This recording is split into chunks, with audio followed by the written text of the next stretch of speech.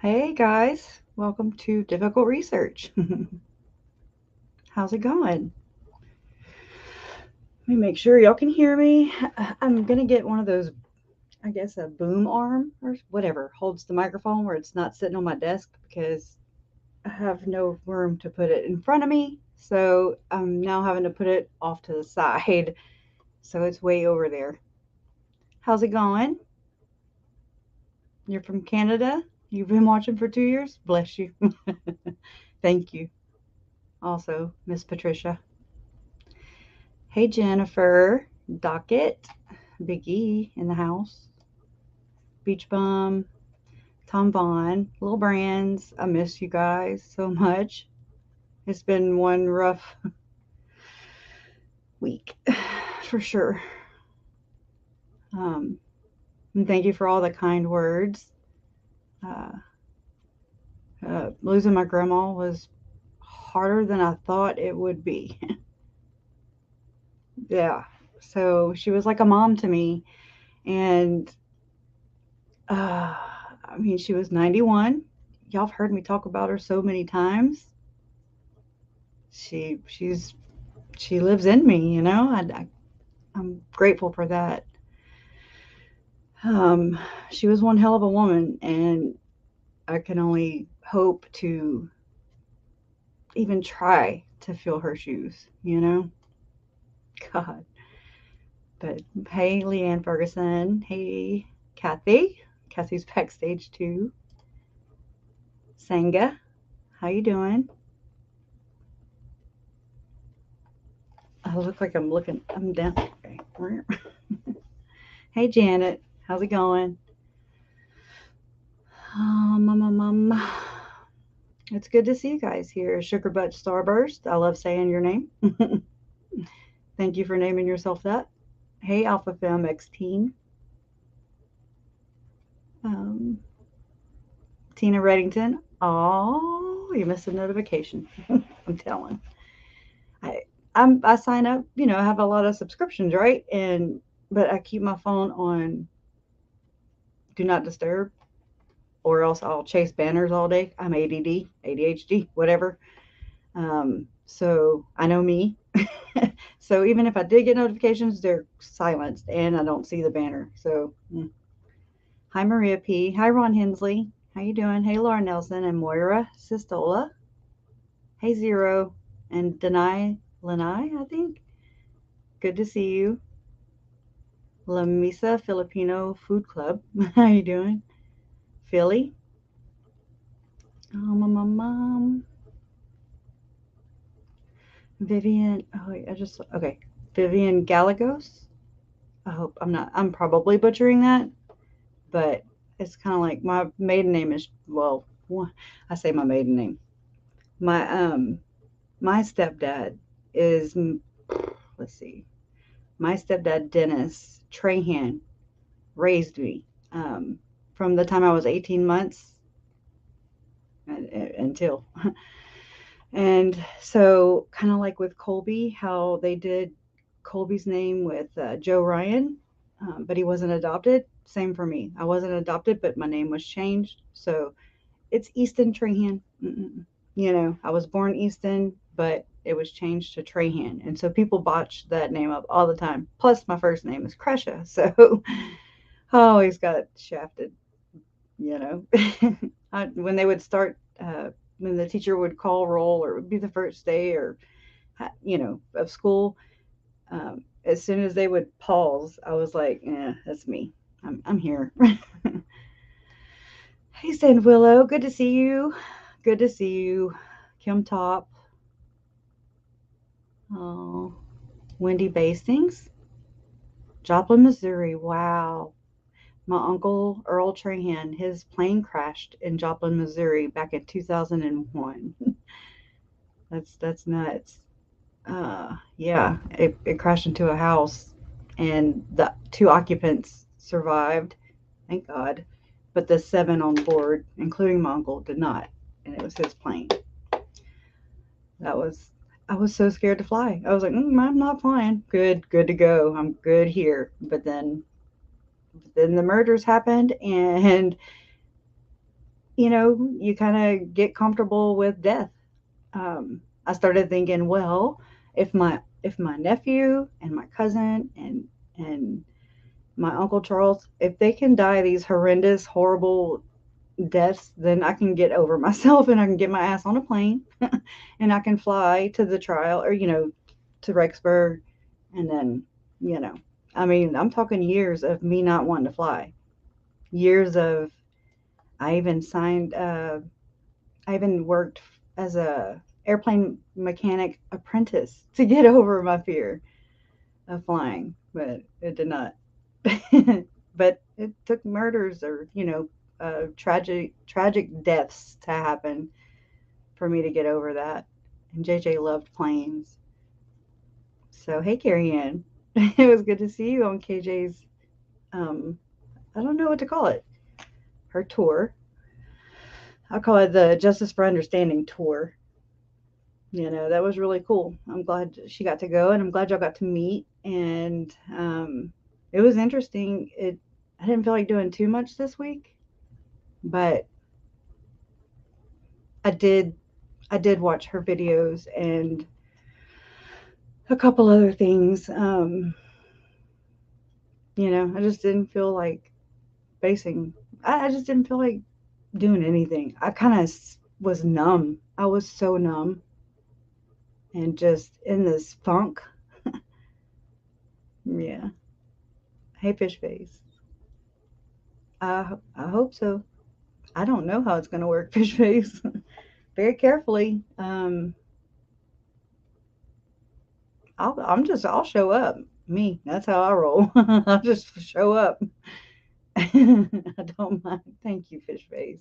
That's very sweet and generous as always. Thank you.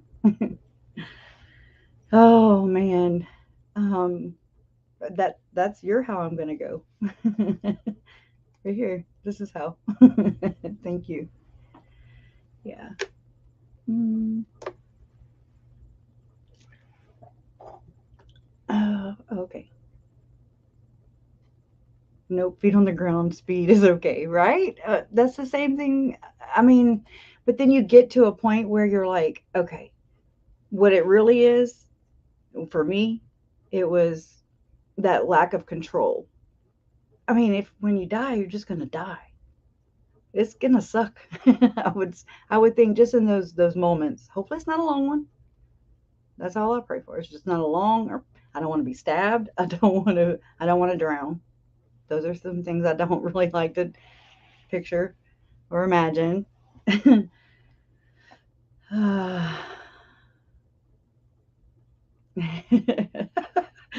Right? I do, Renee. Thank you. I do have a lot of good memories with Mama Maltrahan. She was top notch, big time.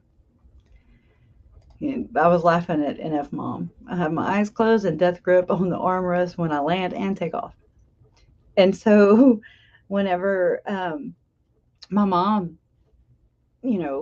this is like when my kids were little, uh, and mom was like, "Come on!" I turned down a trip to Europe, like to go into Italy.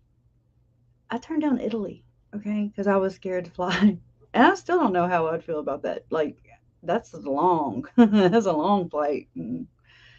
Um, but yeah, she went to Italy and Amsterdam and oh crap, was it Greece? Which I would love to go to Greece. It looks beautiful. Yeah, definitely the Xanax. Yes. Um, right. This last time when I went to um, Rexburg, when Lori became competent, um, I actually didn't sit next to my mom and my dad on any of the flights. I was just like, okay, as long as I can see them, they're right there. I think one time we were actually across the aisles from each other, but hey, that's me and my procrastinating, but I didn't go pick my seats. I'm not really into flying. It's just never been my thing. So I'm like, huh, what's going on? Where you got to look? The airport's the craziest. So I try to be a little more independent in the airport and doing that kind of stuff, but I still really don't know what I'm doing. I could do it if I had to. Oh, wow. See, and I don't know if my cousin, Uncle Charles is one of his sons, his oldest son. He worked over in Asia, and I, I just don't know. I don't know if I'd even. I'm sure it's awesome, but the culture shock, I would just be like, what? I don't know what to do. um, just switching refineries. I've worked for a couple of refineries around where I live, and just switching from one refinery that made LNG, which is liquid nitrogen and gas. It was so clean and it was nice and it was just clean. Then I switched to Axial, which was not clean, and it was like just chaos. It was chaos. It was old. I was just like, what the hell is going on here? Like, it freaked me out. Culture shock. So if I freak out over a plant or a refinery, I know I'll freak out over, just culture shock of going to China or something like that. But that's where Cole worked overseas. Uh, so yeah, crazy. And I had to look for pictures, which I dreaded. I was like, like I didn't send any in. Mom was like, "Come on, Krish," and I was like, "I'm not taking this well. I'm not taking it well. Just trying to be honest, I'm like, I'm not taking her death well." And um, I was like, "I'm okay if I don't have any damn pictures in the slideshow. I'm fine. I don't need pictures." I was just being a brat too. I mean, that's kind of rare. But it's just the way I grieve. Um, I didn't care. I didn't want to go look at pictures. I didn't want to go dig in my pictures to, send to my cousin so she could put them in the slideshow. I was like, no. I really opted out of this one. And I didn't even go up to my grandmother's casket until we were walking out.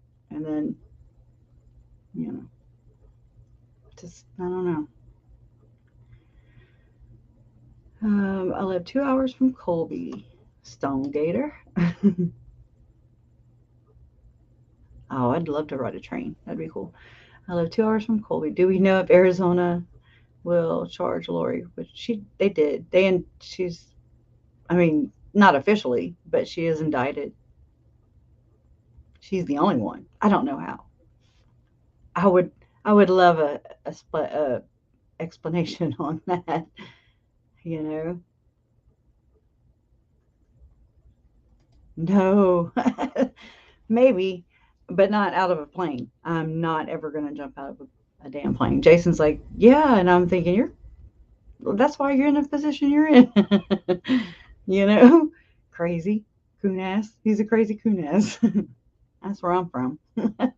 Oh, you're from South Louisiana, but I'm in Tucson, Arizona now. Really? Okay, I thought that Colby was living in St. George with his grandparents and Uncle Adam. Huh, I never know. I already see. I see little brands right there. I don't know if I want to put it. Oh my God. Right? I've never done that. So I don't know. I'm too what is the word? I'm a scared cat. So I know you have to have a good mindset for all that. Yeah, this is lovely. Don't you? I mean, let's name the ways that she implicates herself or she's guilty. And that's just what we have. That's just what Arizona released in the FOIA documents. That's just what we know. That is not what Idaho, the state of Idaho, has on this. I'm going to say it hooker, on this hooker. Oh, Homa. Girl, so you really talk Cajun. Look, I'm going to change my little accent real quick. I worked in Grand Isle on the oil spill um, for a bit. And when I was there, you lived on an island, but you could not go and swim in the water in the Gulf. which is brown anyways, right? Am I right? But so that sucked. It was hot as hell, and you couldn't swim, and on from in a, blah, blah, blah, on an island, you could not go swimming because there was oil in the Gulf from the BP oil spill, and so anyways, it was like one day after work, I'd work 12 hours and then off 12 hours and 7 days a week. It was good per diem. Oh my God, I made some bank. And yeah, so the guys, they would say, "All right, we're gonna go up the bayou," and I was like, "What? Where the hell's up the bayou? Up the bayou, up the bayou, down the bayou, up the bayou, down the bayou." That's all I heard. And so that means Walmart. We're going to Walmart. I was like, oh, alrighty. So yeah, I didn't have my kids. I didn't. I mean, I would like go to the grocery store, buy food, and I would make rice and gravy and just a whole dinner. And I was, it was just me. I was single. I didn't want to eat, like, I was on the single diet, divorce diet. And so I would cook and then I would give it to the guys for whatever. So that's what I did. I would cook and then give it away because I miss cooking. Now I'm like, I don't want to cook. Yeah, I love some crawfish. Love some crawfish. Hi Dora, how you doing? Rice and gravy is good. It is so good. I can do that with my eyes closed, standing backwards. That's what my first marriage consisted of because I wasn't a good cooker. Haha, that's a stab or a jab or stab at Mountie Gibb. Lori wasn't a good cooker. Anyways, I was brand new, and so my mom, I would be like, okay, now how do you make the gravy again? I'd call her. You're gonna eat some crawfish. Anyways, yeah. So I let my husband, well, me and my first husband, we lived on spaghetti and pork chops. I love pork chops, rice and gravy.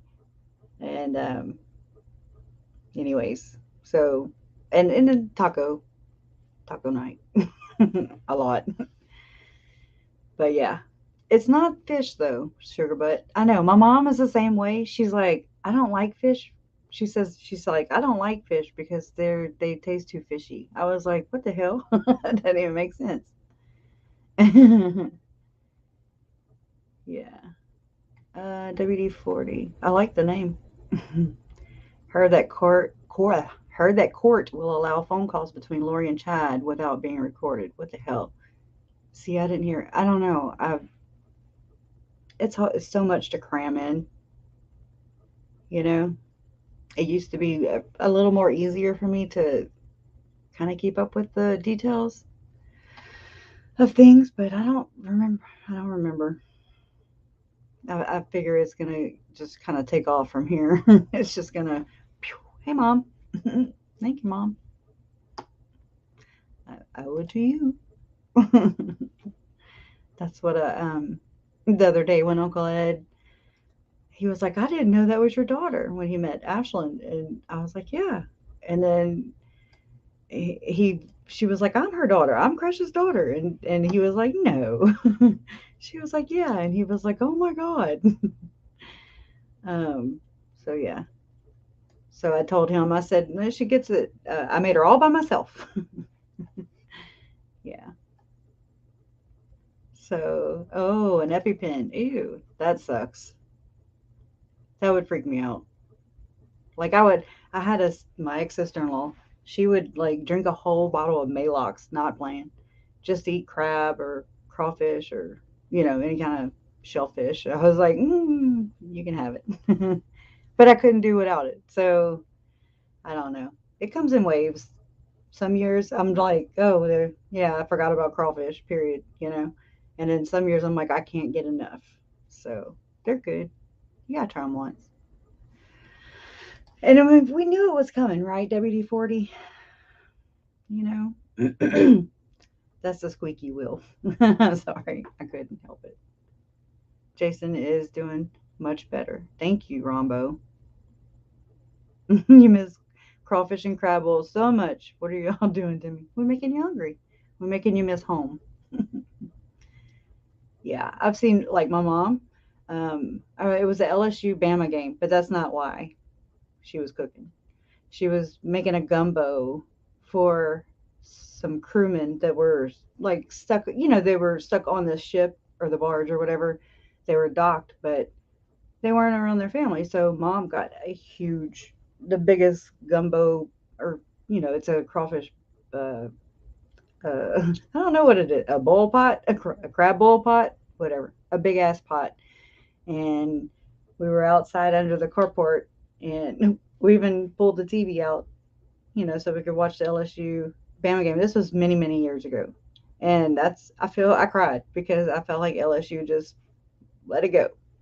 I was like, what the hell? I cried. But mom was, out there. She had an oar, okay? A whole oar, OAR, a boat paddle. And she was stirring her gumbo with that. And then we, yeah, we loaded them up and we just took it to the boat for those guys, So, and they have good food on there anyways. I don't know. We all knew that they were going to blame it on Alex, right? I mean, if it were me, ugh, I don't even want to go there, but uh, I would do the same thing. That's what I would do. That's why they did it. So there you go. I rest my case. That's exactly why they did it. Just like they said with Brandon's attempt, and Melanie Pulowski is like, I asked Alex, and um, if he did anything, he's just so honest. He's just the most honest murderer ever. He's the most honest murderer ever. Does that make any damn sense to y'all? Holy crap. Anyways, so, and he's like, why would I do it? Um, it was in broad daylight. Why would I go in a recognizable vehicle? That's exactly why. That's exactly why. Because y'all got kajangas bigger than the state of Texas, until you don't. So it is what it is, they're going to do anything they can to squirm out of the corner that they are trapped in, that they painted themselves into a corner. So, and now they're starting to sling paint. Nobody's going to come out of this unscathed or without paint on them. Yeah, that's true. That's true. According to Zalima, he did call himself their fall guy. And that's exactly what he was. How many of you guys here believe that Alex took his life? Just curious. And how many think that there was something sinister? How many of you think that it was natural? Just bad timing. On time, bad timing. Kajangas, Mazongas maybe. Yeah. Chad too. No Kajangas. Just a gherkin and a googly eye hoe bag. Right on. Yeah. Judge Boyce he's pretty uptight with all this stuff. So I doubt the judge is going to allow them to have their confab at this point. The state's objection was very clear that they have the evidence and tons, I feel, unless they want to change their plea to guilty. Now, then what, right? So then what? I think of Chris Watts. And what does that mean for the family? Like, what does that mean? How, will we ever know? Do we want to know? I don't know. I go back and forth with it. I mean, I want to know. I want to have the option. And so if I don't want to sit in, if something gets a little too much for me, I can walk out of the courtroom, But if I think that's how it works with a plea deal. But then I don't know. It depends because there's different players or whatever, different co-conspirators. That's the term. But will they put Lori on the stand or will they put dipshit on the stand? How does this work? The victim impact statements will be about it. And so I looked at Jason. I was like, holy crap. Oh, so this could be like next week. It's my mom's birthday. Just saying. And then Alex's birthday was January 18th. So it's the day before my mom's birthday. Just throwing that in there. Y'all know how I am with dates. No deal unless they tell all. That's what I say. And on others, right? Like Melanie Plowski. I feel like, and I don't know, because I don't, and I try to research into it, but there's been a lot going on, more than usual, and I'm just like, I don't know how the FBI, I don't know how the feds work, but it's interstate commerce, I think, or something like that. Don't. I'm not a professional. I'm just here trying to make sense of some crappy crap. So this is just me. I ask questions. It's what I do. Like I was writing down. I had ideas galore yesterday, y'all. My little creative mind. I was like, I could do this and this and this, and I was all excited. Then today, I woke up and I was like, well, where did it go? I just could not get it together, and that's usually how it works. So I just write down different things, and I go from religion, from the religious aspect. I go from there to Melanie Boudreaux and Brandon Boudreaux, or Pulowski. My bad. I'm so sorry, Brandon. Holy crap, Pulowski, sharing that damn name. And then I just start to think about what I want to ask, or what I want to talk about, and I like to talk about all kinds of things. There's so many things I like to talk about. So before my grandma died, so this was last week, um, I pulled up the 304-page FOIA docs for Brandon Boudreaux and Melanie Plowski. Thank you, Mom. Or thank you, Larry. Thank you. And I was reading it just page by page, just in the first couple pages, and I was like, holy crap, there's a lot of info in here. A lot more than I realized. I mean, maybe I'm just late to the party, which is that's my wheelhouse. But um, there's so much. So I already have them pulled up. I don't know. I'm just saying, it's interesting. I know it's not plea deals, and it's all to me.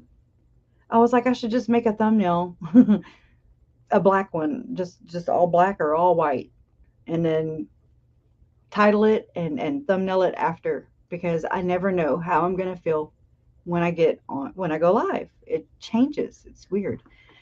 So everything's different. I'm stuttering.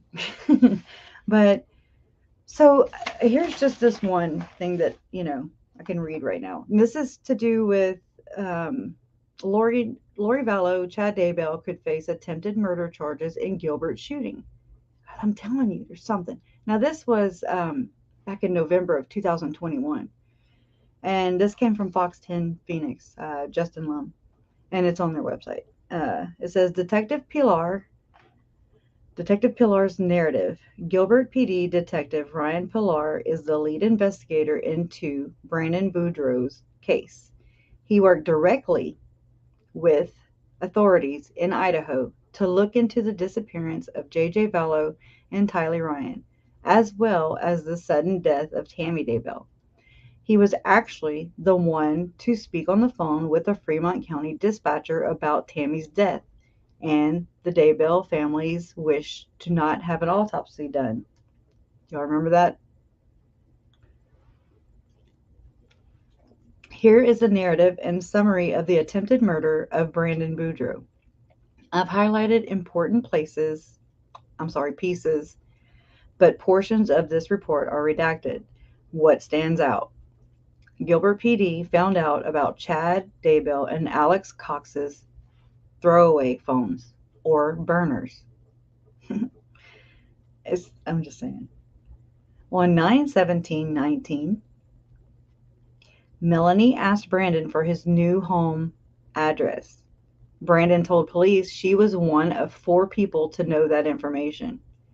His new lease began on, get this, 9/23/19. She asked him for his address on 9/17. And then his lease began 9/23. 10/2 is when he got shot at. So just put that into your timeline. Okay. Days prior, some redacted info on Melanie Gibb seeing J.J. Vallow for the last time in Lori Vallow's Rexburg apartment. Just let it all register.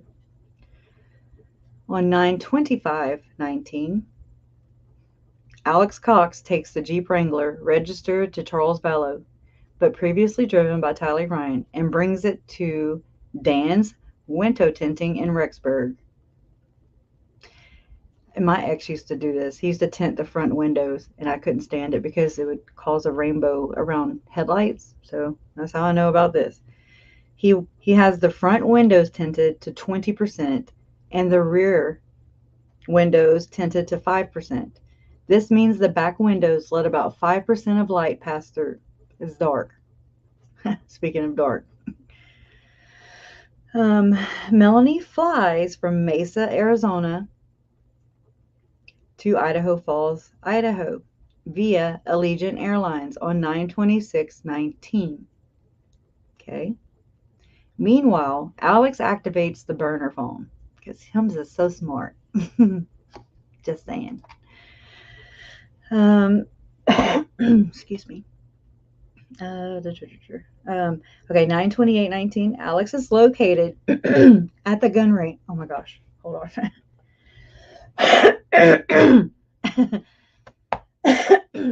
What the hell? All right, can y'all hear me?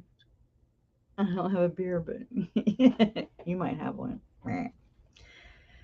Okay. Just making sure y'all can hear me. I never know. The thing's not flashing, so it tells me that it's live. It's hot. And I lost my damn spot. I'm like you, E. If I look away, I lose my spot. Okay. So Alex is located at the gun range. This is 9/28/19. Alex is located at the gun range and signs a log at United Sportsman's Gun Club. Because he needs some damn practice. Just saying. I'm just saying what you were thinking. Okay, on 9/29/19, Melanie returns her happy ass back to Mesa, Arizona. 9/30/19. This is my brother's birthday. Marks the beginning of Alex's road trip in the Jeep Wrangler from Idaho to Arizona. Shame on him. His burner phone calls Chad's burner phone and receives a call from Chad's phone about 21 hours before the attempted murder of Brandon Boudreaux. 10/1/19, October 1st, is the day Lori Vallow rented the storage unit at Self Storage Plus. We've seen the multiple surveillance videos that we have. 10/2 marks the date of the shooting in Gilbert. Alex's burner phone and Chad's burner phone make contact multiple times. Brandon witnesses the muzzle of a firearm pointed towards his Tesla moments before a shot is fired. Sorry. Damn Vallow. I got the Vallow cough. Or whatever. Throat clearing. Yeah.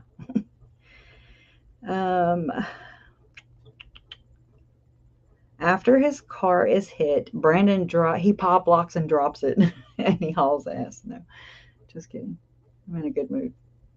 And I messed up just because I was goofing off. So, after his car is hit, Brandon drives off, and the Jeep follows him briefly before turning out of the neighborhood. Okay.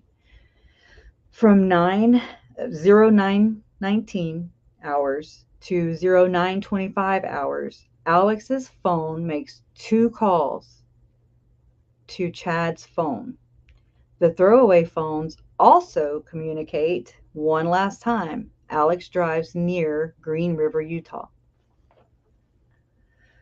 Between 13:25 hours and 13:32 hours that day, Chad and Lori are seen on surveillance bringing in a tire and single vehicle wheel into storage.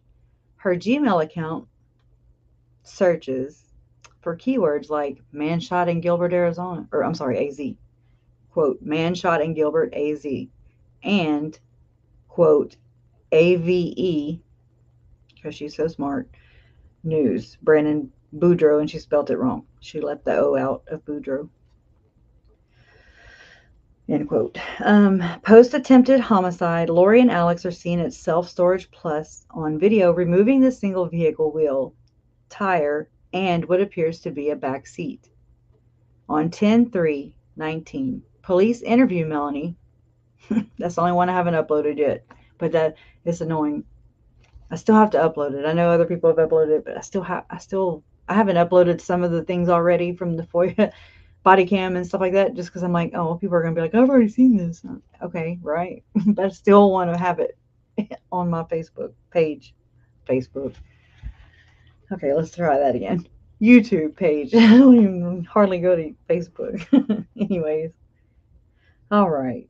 So on 10/3/19, police interview Melanie, who denies any knowledge of the shooting and could not explain the details of that day. I'm sorry, of that day. She confirmed relationships with Alex and Lori, but denied being close. They're shitty liars, but it worked. It worked for them. Let's just say that. But they will catch up. She also did not want to share their phone numbers. You know, just like Summer and Janice saying that they couldn't ask Lori where Tylee and JJ were because she was in jail, and then phone calls are recorded.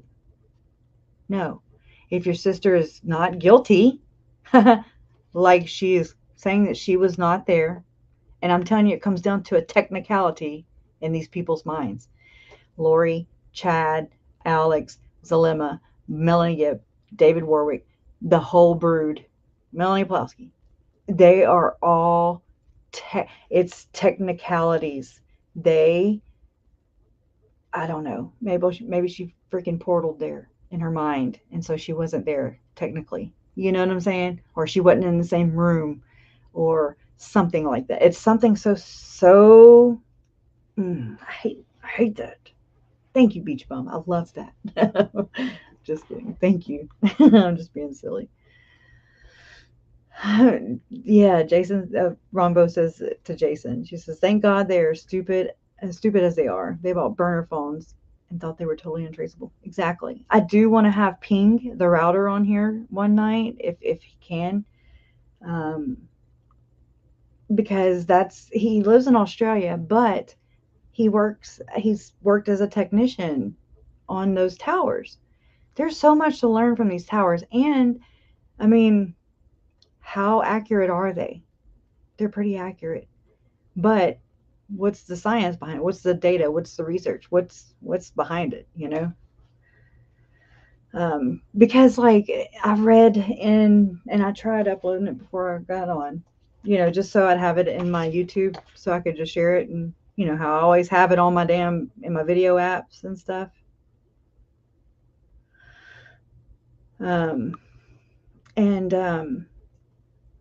But I couldn't. This one is, yeah, it was like space, you need more space.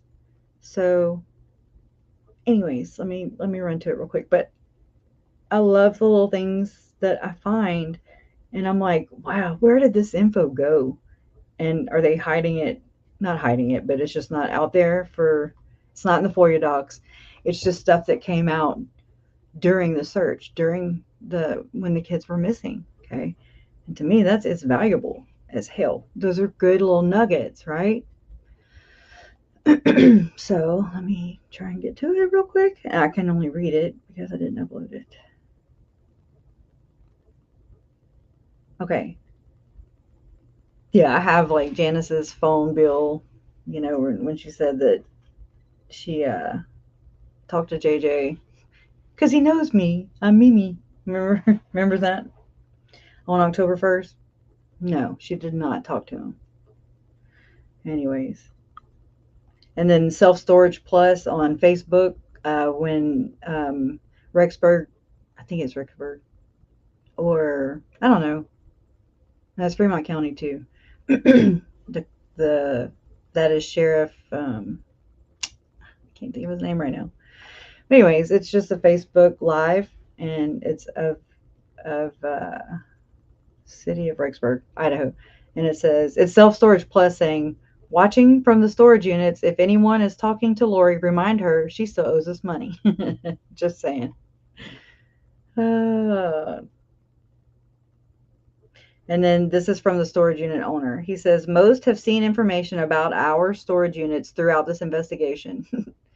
Scary facts. 1 is what the heck? Is it Lori? Oh, is if Lori would have paid in cash and paid for a year or 2 up front. As many, I gotta blow this up because I can't see the damn thing. All right.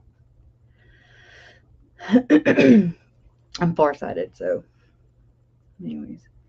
Okay, most have seen information about our storage units throughout this investigation. Scary fact 1 is if Lori would have paid in cash and paid for a year or 2 up front. And he put in parentheses, as many that our leaving, I don't know. I'm just going to read it verbatim. As many that our leaving town for a extended time do. Anyways, in parentheses. Number 2, if she would have not kept a copy of her lease. True, they found that in her apartment, which was found in her townhome. This is how law enforcement originally were alerted of the unit and led to the first search warrant being executed. Everyone, including myself, law enforcement, the public, and you, all in caps,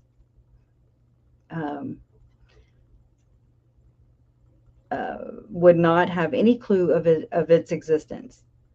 Most don't know, but the unit was rented under the name of Lori Ryan. Wonder why. So we would never have the timelines, the contents of the unit, the video, including the odd behavior of putting stuff in and out, not to mention the famous butt grab. Just reading. Oh, right. And the proof that Alex and Chad were involved. And he's right. It is so scary how looking back into this case and realizing that they could have possibly gotten away with this. I, for one, am very thankful that Chad and Lori turned out to be not as smart as they thought they were.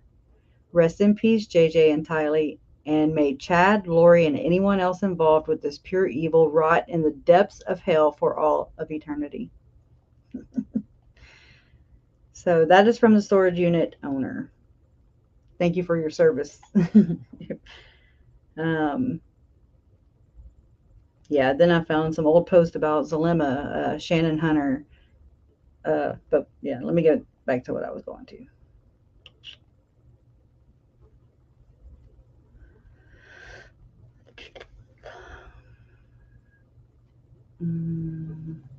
Oh, did y'all know that a successful professional cuddler will grow her clientele? Why not him? Anyways, and develop repeat business. Cuddlers can do multiple cuddling sessions per day. They typically make $40 to $80 per hour plus tips. And y'all, oh, see, this is me and my ADD. Okay. Whew. But I can't. I gotta say it. Do y'all remember? It's either in the reports. I think it's in the reports around Alex's death. You know, when Joseph, her son, called 911. He's on my bathroom floor. You know, that kind of thing. And then in that report, Zalema said that she has to go drop off a client and then she'll be to the house. I just find that odd, you know. She had a client and she got there that quick. That was pretty quick. Her response time is on point. Too late though. Okay. All right, let me get to the. Oh, and I have like God dang it. I shouldn't have looked through this. I like reading the affidavits, the probable causes, those things. And like, I've been finding pieces of Brandon and Melanie's divorce stuff. Not the full report. I'm not going to get it because, um, oh, because it was a custody case, I guess. But here's the tidbit. And so this is probable cause, I think, or I don't know. It's number 14. And it says, by the evening of November 26, 2019, we had still not heard from Melanie Gibb. So RPD informed Detective Ryan Pilar of the Gilbert Police Department of the information we had received regarding the children being with Melanie Gibb. I was informed later that evening, around 9:30 p.m., that Gilbert police went to the home of Melanie Gibb. Melanie was not home, but Detective Pilar contacted her by phone, and she stated that Joshua, or JV, was not staying at her Arizona house and had not been there for several months. I think they talked to her son, too. I think. Don't know. Don't quote me. On December 6, 2019, RPD was contacted by Melanie Gibb and informed that both Chad Daybell and Lori Vallow called Melanie on November 26, 2019, at separate times and asked her to tell the police that she had JV, even though JV was not with her. Melanie Gibb informed RPD that she declined Chad and Lori's requests. This further establishes that the statement made to law enforcement by Lori Vallow on November 26, 2019 was false, and that Lori Vallow knew that it was false. Number 16, it says the statement Lori made to RPD about JV being with Melanie Gibb delayed the investigation into the whereabouts and safety of JV by requiring us to take time to investigate a lead that was verified as false. Yeah, leave your DNA on the like button. Thanks. Okay, number 17. Yeah, number 17. On November 27, 2019, RPD obtained search warrants to search 1. Lori Vallow's apartment, located at 565 Pioneer Road, number 175. Number 2. Melanie Boudreaux Pulowski's, Lori Vallow's niece, apartment, located at 565 Pioneer Road, number 174. Number 3. Alex Cox's, Lori's brother, apartment, located at 565 Pioneer Road, number 107. Okay. This apartment had nothing in it other than a couple of small items in its garage. All 3 apartments are part of the same complex. JV was not located at any of the residences. It appeared to me that most of the clothing in Lori's apartment had been removed. Other furniture, oh Lord, furniture was still inside the residence. RPD believed that she left Rexburg with Chad Daybell the night of November 26, 2019. Melanie Boudreaux later confirmed that Chad and Lori did leave Rexburg the night of November 26, 2019. Let me go to the next attention grabber. And so this is from Melanie Gibb. It's a Yahoo email account. And it says, class with David Warwick, August 2nd. And so it was, the email is dated for 7/18/19. So this is just 7 days after they murdered Charles, my uncle. Okay, so she emailed this to her peeps. And so class with David Warwick, August 2nd. That's the title. Or whatever, the subject. Dear friends, August 2nd at 6 p.m. at Lori's home. Okay, so that's bold. And then it says, I asked David Warwick if he would like to come down to Arizona to speak to us about some of his dreams. Yeah, he's used to nightmares, in my opinion. Thank you, Ashley Kane. Oh, it's good to see your face. I've missed you. How you been? Thank you so much. Yeah, and they have Chad on and Alex on cameras. No, they don't have body cameras on that. I watched Ray Hermosillo about a week ago. Again, just I go back and I refresh, right? And that was not caught on camera. And because that's when John Pryor, he's like, "Is it normal for you not to wear body camera?" And he's like, "Yeah, I'm an investigator," you know. So I don't know how he's going to try and weasel out of that because his ass sure does try and weasel out of a lot of stuff. Old Chatty Daddy. Jason calls them, instead of Hot Pockets, he says prison pocket. Actually, I sing it, prison pocket. I was like, oh my God, that's hilarious. So instead of Hot Pockets, prison pocket. Anyways, okay. Sorry, it's like I have Tourette's. I'm sorry. Can't help it. Okay. So I asked David Warwick if he would like to come down to Arizona to speak to us about some of his dreams about things that are coming upon our nation. David has been shown visions ever since he was 11 years old about future events. For some reason, the Lord has shown him the tribulations and the building of Zion for the second coming of the Lord. He loves to share with his brothers and sisters. Actually, it just says with his brother and sisters. Because of his love for his fellow man. So lovable. He shares humbly and loves to help others prepare for the Lord's coming. We will be having our class in Lori's home. No furniture. This is no furniture home. Charles was just murdered 7 days prior. Okay. Um, I will be sending her address soon. Please let me know if you can come. We're looking forward to seeing you. I miss you guys. Please RSVP. Love you guys. Melanie Gibb 480. And I blurred out her phone number. I hate that. If it's out there, it should just be out there.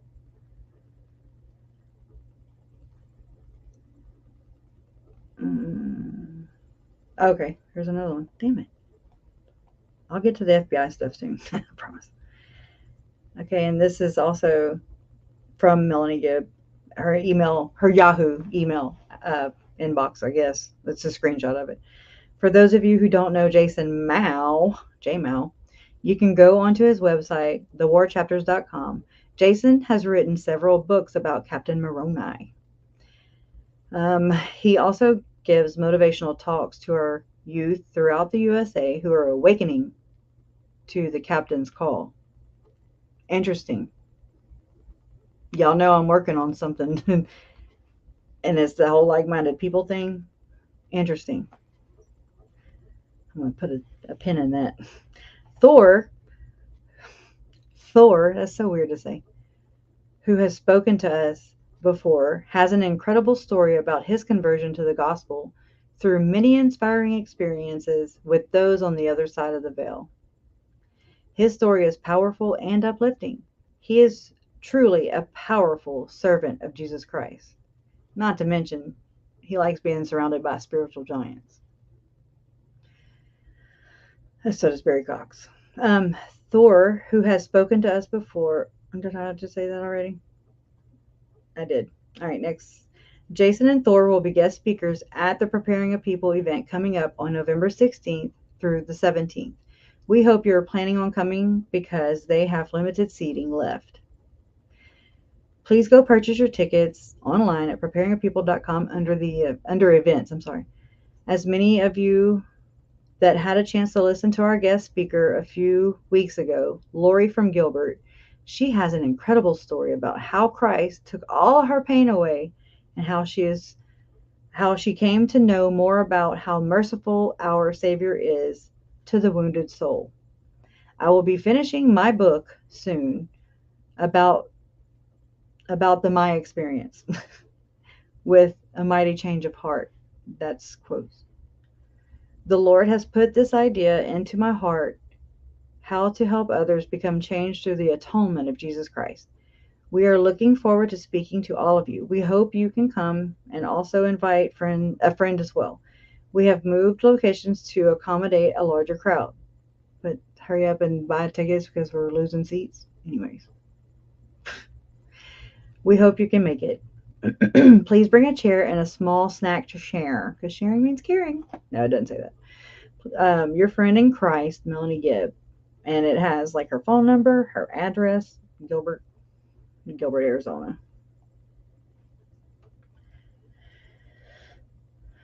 Okay, damn. All right. Again, Melanie Gibb. I have written a chapter, Opposition, in my book that I would love to discuss with all of you. Thank you, Valerie Moore. I saw orange. Thank you. I really appreciate that. I really appreciate it, Miss Valerie. Yeah, I remember. I remember your letter. um. Okay.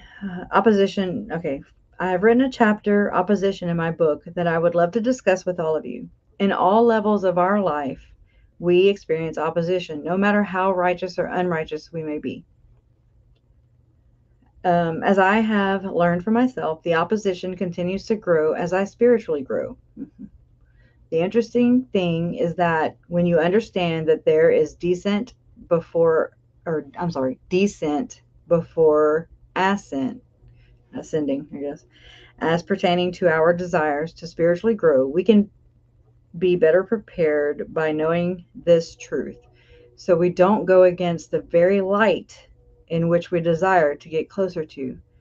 And she put in quotes, for it must be, quote, for it must needs be that there is an opposition in all things, end quote. I get tired of reading the.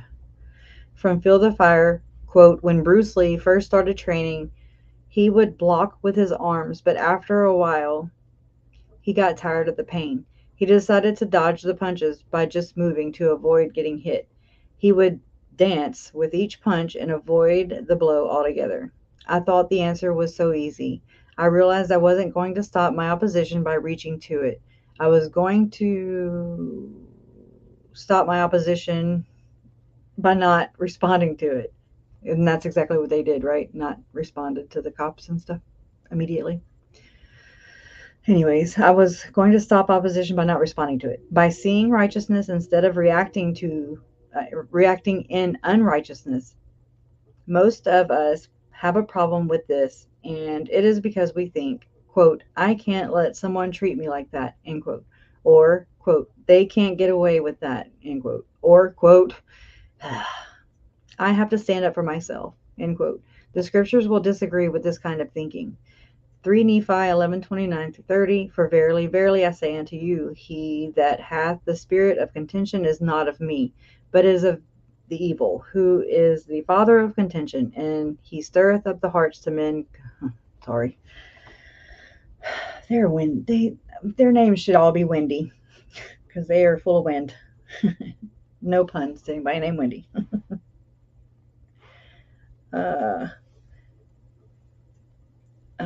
Stirreth up the hearts of men to contend with anger, one with another. Behold, this is not my doctrine, to stir up the hearts of men with anger, one against another. But this is my doctrine, that such things should be done away with, end quote. I hope you will join us in this most difficult subject that we all face daily. I would love to share what the Lord has taught me about opposition. Feel free to bring a friend. Love, Mel Gibb. All right, let me get to it.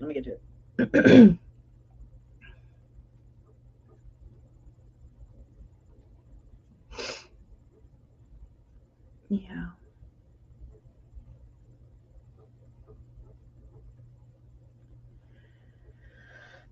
Earlier, I wasn't even trying to see it. There it is. All right. Okay. Let me see where this. So I believe this was from Justin Lum. Not sure though. It's just in black. I would sure like I can do it right here. I don't want to mess my camera up, but it's just some little point by point bulletins. Alex Cox flew from Arizona to Colombia, South America, on 7/14/19 to 7/19/19. Alex shot and killed Charles on 7/11/19. In Texas on 7/15 to 7/16/19. Packing up Charles's home, a friend, Angela, takes care of J.J. Vallow. The next one says, same card Lori used to pay funeral home for Charles. She used same card to buy Chad a flight from Provo, Utah to Arizona for $260 on 7/20/19. In Oceanside, California, with brother Alex Cox, 7/29 to 7/31/19. Screenshot of rings similar to rings in wedding photo marked 8/14/19, later refunded. I don't know where these came from. FBI says Tylee cell pinged in West Yellowstone. Tylee's phone. So you think about these things. You're going to hear something else too. Okay. FBI says Tylee's cell phone pinged in West Yellowstone on 9/8/19 around 1:09 p.m. Last day Tylee has ever seen. FBI says there is footage of JJ at Yellowstone Park. I do have that. I knew it. I talked about it a while back. Running along walkway in front of Old Faithful Geyser on 9/8/19. Damn it, it's on my phone. I need it on here. Because it's the footage. It's Yellowstone footage. There's no sound or nothing. It's just footage. It's about a minute and something. I wonder. Let me go look real quick. I actually have some things opened up, so if y'all don't mind, I'm gonna try and find that real quick because it should be in my Google Photos. Elevator music, right? Videos.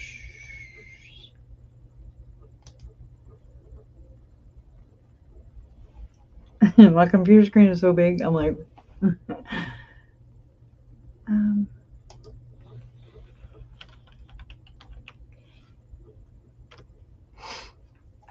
okay.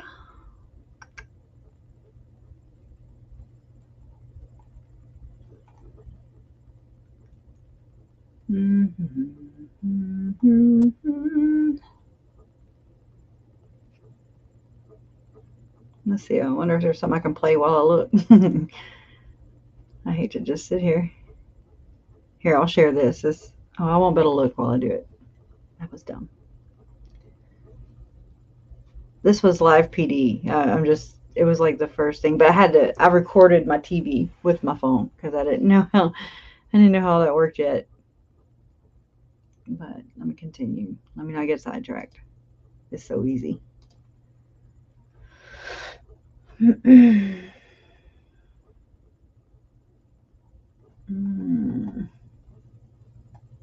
don't know. It's just interesting because it's like in the park, and you can tell it's west. I mean, it's Yellowstone. It's in color, but it's not very good color because you can see the green shirt that JJ allegedly wore. That we saw in the photos with Tylee and JJ. Tylee was holding JJ, and Alex Cox was in the background. And then there's one with Lori and JJ, and she has a damn black hoodie on, and it matches her soul, in my opinion.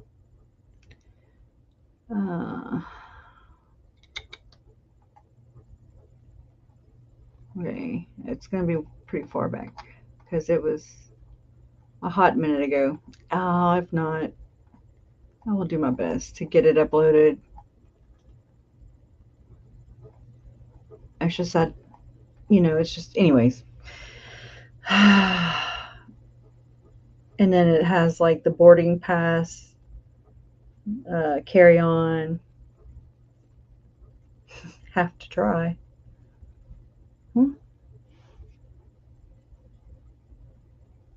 Oh, y'all talking about? I don't know why that text came through. I have my notifications off. That's weird. Okay, so October 8th, 9:58 a.m. It's a plane ticket for Lori Ryan, Allegiant from Idaho to IWA. What the heck? Boarding October 8th at 9:58 a.m. Flight number 531. Carry on, yes. Seat number 14A, Zone 5. I don't know. And then, of course, the KJ was hunting down the ammo that somebody, it looked like, took a picture of.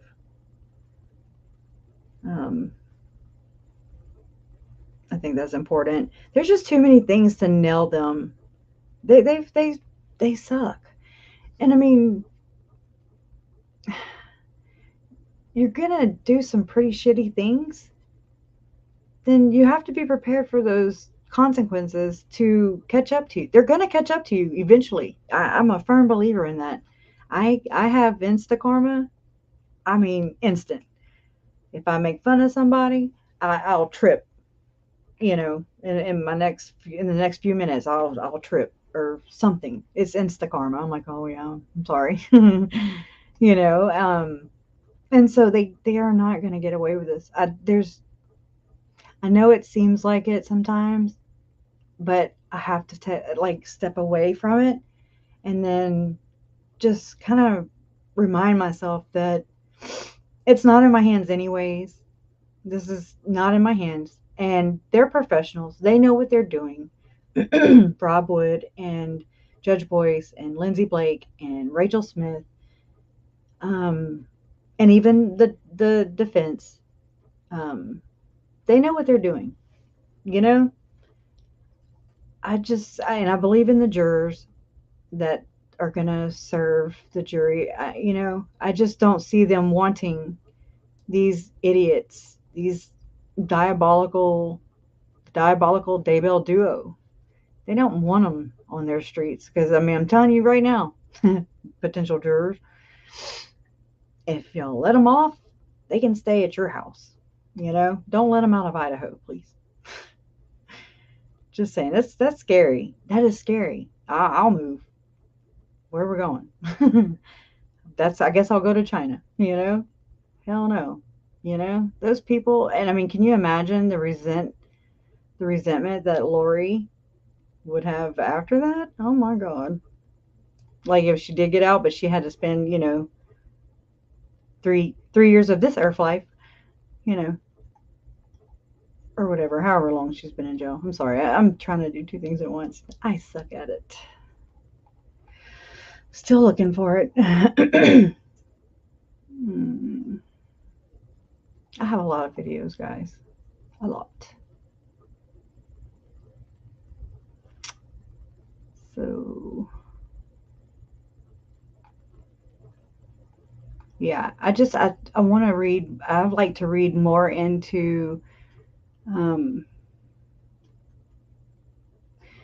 Melanie Pulowski and Brandon Boudreaux's case because it does say a lot about this one. That's the really interesting part about it. They intertwine. I mean, they're together anyways. They're all connected. They're not separate. To me, you know, to me, it was all happening at one time. It's not separate.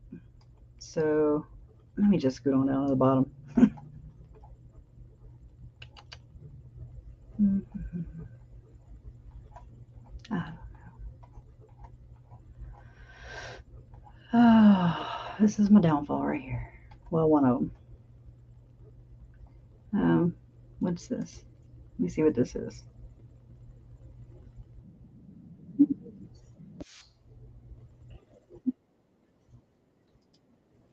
Hold on. It's just part of the trial. Chad's preliminary hearing. How many years have you been a detective? Detective since the year 2000. And how long have you been a police officer? Or how long have you worked for the Rexford Police? Approximately 25 years. I know you post certified. Correct. All right. Do you hold any certificates of training in election? Come on. Did you prepare that summary with data you verified came from Alex Cox's Homer J. Maximus Google account? Yes, I did. What is the base layer of that image purport to be? The base layer of this is the apartment complex at 565 Pioneer Road, where both Lori Vallow Daybell and Alex Cox resided. Judge, and I want to be clear that he's referring to Lori Vallow, No, Alex Daybell. Cox, and he did use the Daybell last name, but I want to make it clear that he's in no way implying that Chad Daybell was part of that. Is that correct? Living in that residence? As living here? As living in that residence that's in your hand right now. That's correct. Just so we have a clear record, Judge, because the Daybell name was used. The record will so reflect. How did you prepare that summary? Again, this was an aerial photograph taken. There's been a couple layers added to this. This image I received from our GIS department, which is the department of the city who maps, if you will, all of the city. Also their, if you will, the boundaries of residents and so forth and so on with addresses and so forth. So the second layer shows these apartments and the apartment numbers associated with the individual apartments. Again, my table of contents at the bottom right, that I received that data off of the Google location services I had received from Google with the Homer J. Maximus account. Okay. Your Honor, the state would ask that State's Exhibit 18 be entered into evidence. Judge, I would ask if there's an identifying factor telling me the date of that summary, because there's been. Anyways, I don't know. There's not much into that.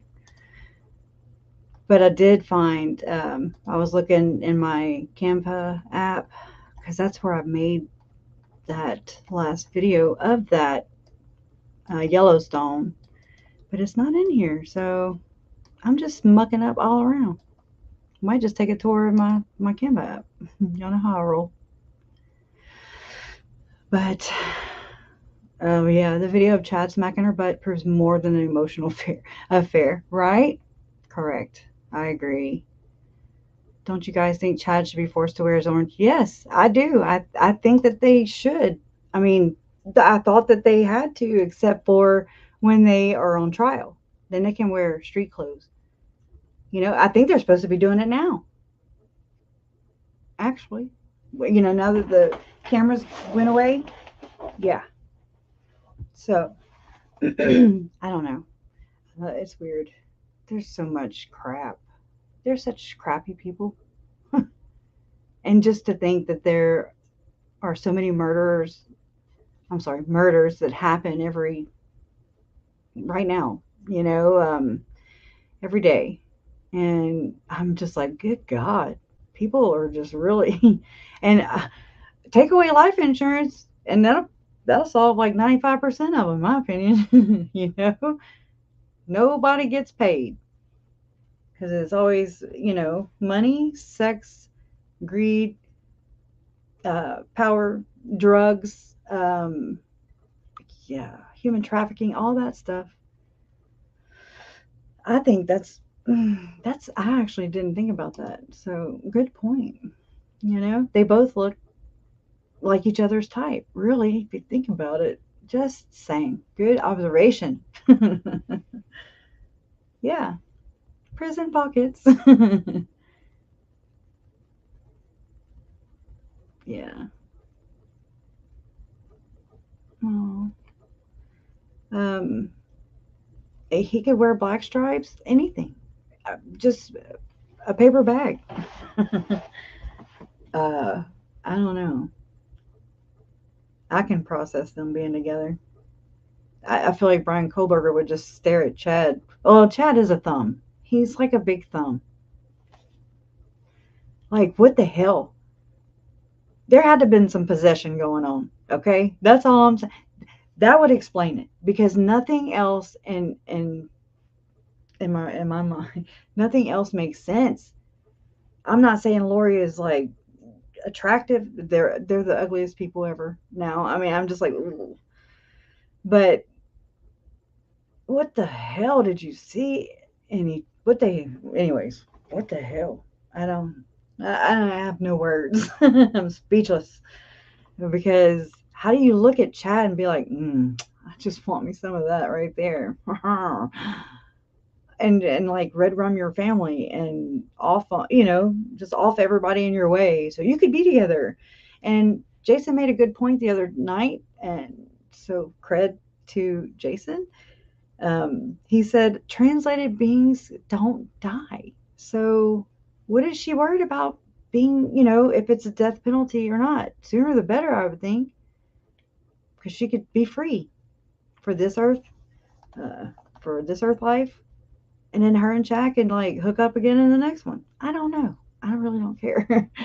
But I'm just saying, hi Melissa. He's not. He's not a hottie. He's not a hottie at all. He's a naughty. Notty, I guess. Yeah. Right. I'm the same way. I get what you're saying, Jenny. You know, I like bigger guys. Yeah, I like bigger guys, but he makes me want to vomit. And so then it makes me feel bad for Tammy because I'm not trying to impugn her her choice, but I think she could have done a whole lot better too. Secrets out. So I don't know. But you just look at him and he's like, I have one picture where he's like, I'm just like, what the hell? He looks like he drools when he, I don't know. He's gross. He's really gross. They're gross. And it's all just a game. It was a game. It was a game. It was all fun and games until their asses were held accountable. And so I hope that continues to be the trend, Negative. Negative Hottie. Mm, yeah.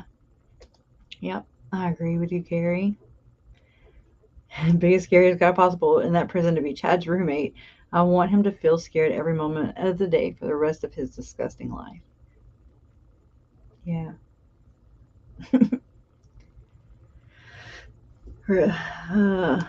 Reverend Kim Love says there seems to be a spiritual attraction. Happens a lot within spiritual communities. Jim Jones, etc. Yeah. It's something. It's the only thing that explains things for me. Hi, Stormy with a chance of rainbows. I like your name. I like your name. 1 a.m. here. Well, thanks for coming by. I appreciate it. Tammy's choice. San Willow says Tammy's choice was made when she was young and pressured by her religion to find someone. I couldn't agree with you more. Yeah. I think Ashley Kane says, I think, of course, because it was a total game and control for Lori. Feel sorry for Tammy. She did so much for her family. They just forgot about their mom. And still, oh man, Tammy would still be buried in the ground. Let's just roll back. Turn back the hands of time. Don't make me sing. I'm not gonna sing. And I sang it wrong anyway. So, but just go back and let's just say that they would have deemed Charles's homicide as justifiable. And let's say that Mom and Larry weren't as adamant. Let's just, you got to go to pretend world. And let's say that none of this other stuff would be known about. Tammy would still be dead, and they wouldn't put charges and indict people if there was nothing for it to stick. They'd be like, my bad, sorry, we had to oh, what the hell? Dig up a grave. I hate to say that. I can't think of the word. Anyways, yeah. So imagine that happened, and those nobody would know. Nobody that loved Tammy. Nobody that nobody, not the community. Nobody would have known that she was done away with. Exhumed. Thank you, Janet. Yeah, I mean, isn't that crazy? If none of this other stuff would have been set into motion, and my parents weren't so dogged. Just saying, they're my parents. I know. Um, shit, shit don't get over on them. You can try, but it will catch up to you. Points in case, it always does. It always will. It always has. And same for them. Nothing. They're not special.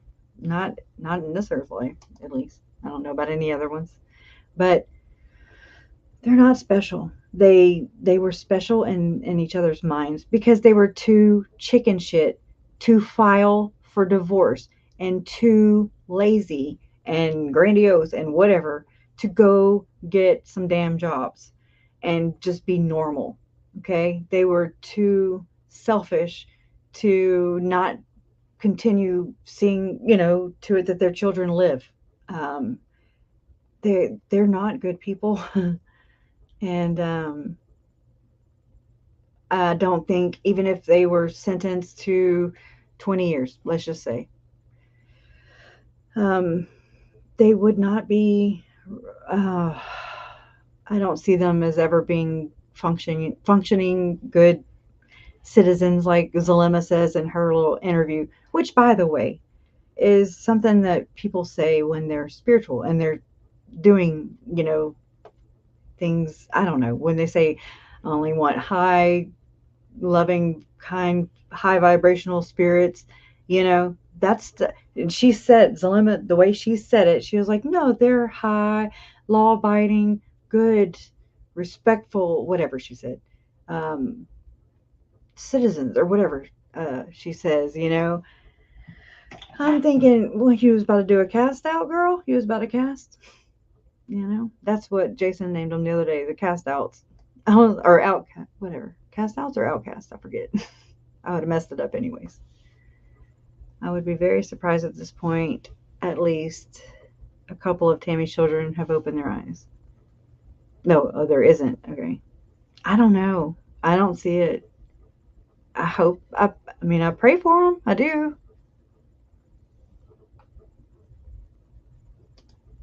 Zero says, God had the people who called on spirits executed. Call on spirits and you're going to get demons. So, and I mean, this goes, wow, I don't know. I don't know. This casting out, when from what I know, from what I've learned, what I've researched, from what I've grown up knowing, Jesus casted out demons. Okay. But he didn't murder anybody. I've never seen an account. There's nothing recorded. If so, I don't read that book. I haven't read that book. Whatever. Just saying. And you're not like Jesus. Okay, first off. Okay. That's that whole blasphemy thing, where you don't become God. And anybody who thinks that they can be like God or carry the holy priesthood, the patriarchal priesthood, to be exact, patriarchal priesthood is above Melchizedek priesthood, which is Jesus was Melchizedek. There you go. So Chad and Lori were in the holy order, which is the patriarchal priesthood. I'll show you. I will show you.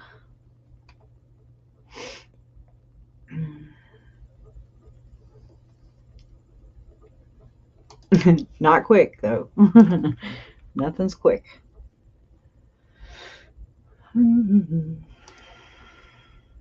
History. Because Melanie Gibb says, I caught it the other day. I was like, I've never heard that before. I never caught on to it before, but I mean, I know these things now because I've been studying this crap for the last however many years.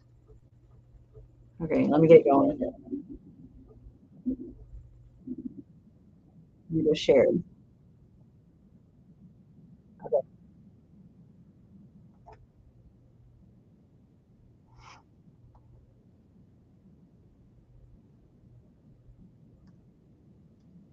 Are you new to them? Yeah, I think so. What I they think referred, that's what else were they catchy. referred to as? Hmm. It's been a while since I thought about it, so I can describe how it came about and what it sounded like, if that helps, because I don't really know what else to call it than that. Okay. Does that make sense? So you know the idea of casting out is to help evil spirits leave the body, right? That's the whole premise from Christ. Well, I've never heard of it being, well, okay, so I know Christ, that so let's go back Christ to is Christ, casting casting out out. demons, and Yeah. I understand that. That's the premise, that's all. That's all it is. I mean, that's what the idea is to get, and if there is an evil spirit in you, then you ask in the name of Christ that evil spirit leave. That's what it's about. Okay, So sometimes in my mind, I'm having a little trouble trying to picture this, okay, but like, if I look at this, I'm like, such and such has a evil spirit in them. Yeah. I'm not sure I would call a group together to have a prayer and a casting. Yeah. Or if I would just, in my own personal prayer, say, Lord, mhm, will you help this person out? right. Um, Oh, I don't agree with it, but I want you to know that's what the idea. But- Anything I tell you, I don't agree with, but that's how it came about in the time. So how it started was this: we were in Sulema's house, probably in January. I don't know how to remember the date other than I was trying to think of sequences, Okay. So there was Christina and Nicole, remember them? Mhm. And Serena was there, I was there, Sulema was Remember there, them? and Lori was there. And maybe Sulema's daughter might have been in the house, but I don't remember. And so she was talking to everybody about that Charles had this evil spirit in him, okay? So that was kind of what they were talking about. Okay, tell me about that evil spirit. Did the evil spirit have a name? Yeah, remember we talked about it, it's the Ned guy. Right. That's what they Okay. said he was. He was this Ned person, okay? All right. So she's kind of talking to the girls, and they're all kind of talking about what's going on. And she's like, I don't know what we're supposed to do about this. How do we get, how do I do this? I don't understand what this. So nobody has any information about casting out at this point. And then Christina, she starts talking about something. This was all beyond me because I didn't do the energy work. I mean, I had energy work done to me before, but I don't know how to do it. Okay, let me get And I don't know if Christina knew about it or not. Let me get to the part. He went to the spirit world or whatever, someplace, talking about how to. Now, if you go back and listen to those two, this is Oh yeah. church, Did you right? find that odd? Yeah. This Everything. part right here, I was like, I wonder if he knows about because not everybody knows about the second anointing. Not even active, faithful, tithing, practicing Mormons know about it. And so I don't know if Ron knows about it. But this kind of makes me think that maybe he does, and he's just seeing if Melanie does. I don't think Melanie knows about the second anointing ceremony. I didn't even know what to say about any of Did it. they come up with it, or did Lori No. assign them something? No, at first they talked about it as a group. They were like, well, what can we do? And it seemed like Christina started bringing it out first, actually. I'm gonna have words She's with the one that, Christina. and I'm trying to remember the words, but I can't really remember what she said. I just remember she's like, I remember her sitting down with her one day and go, what can we do to help you, Lori? She was sincere, and I was thinking, I have no idea. Like I don't know what that looks like. And so anyway, they start talking and getting different ideas, and so she was told that she had this priesthood power. Now that Right here. Moroni gave it to her in the temple, she suddenly had this Okay. priesthood power. Right. That women were now getting it because that they don't have it in church. Right? So in the second anointing, when a couple goes through a second anointing ceremony, ordinance, they become kings and queens, priests and priestesses, and they are inducted into the church of the firstborn, which will be the church that ushers in the second coming of Jesus Christ. Okay? Okay. So, oh my gosh. Oh, okay. I think I'm over it. So that's interesting to me because all this time I've been told, or yeah, I've been told that it has nothing to do with the bigger religion, you know. And again, I'm not as popular because I'm calling it out for what it is. This has all to do with the church, and it's not a, a break off. It's not a branch off. It's Lori lives by the scriptures. She says it to Melanie Gibb at the Chad's preliminary hearing. I live by the scriptures, she says. But this part right here, They had learned through a spiritual means talking about, hey, let's, and they came up with this stuff. I did not come up with it because I didn't know. I didn't even know what to say about any of Did it. they come up with it, or did Lori assign them something? No, at first they talked about it as a group. They were like, well, what can we do? And it seemed like Christina started bringing it out first, actually. She's the one that, and I'm trying to remember the words, but I can't really remember what she said. I just remember she's like, I remember her sitting down with her one day and go, what can we do to help you, Lori? She was sincere. And I was thinking, I have no idea. Like how, I don't know what that looks like. And so anyway, they start talking and getting different ideas. And so she was told she was told that she had this priesthood power. Now that Moroni gave it to her in the temple, she suddenly had this priesthood power. Right. That women were now getting it because you know that they don't have it in church, Did you right? find that odd? Yeah, everything's odd. But at the same time, because I was on this, so I had listened to some podcasts she had learned.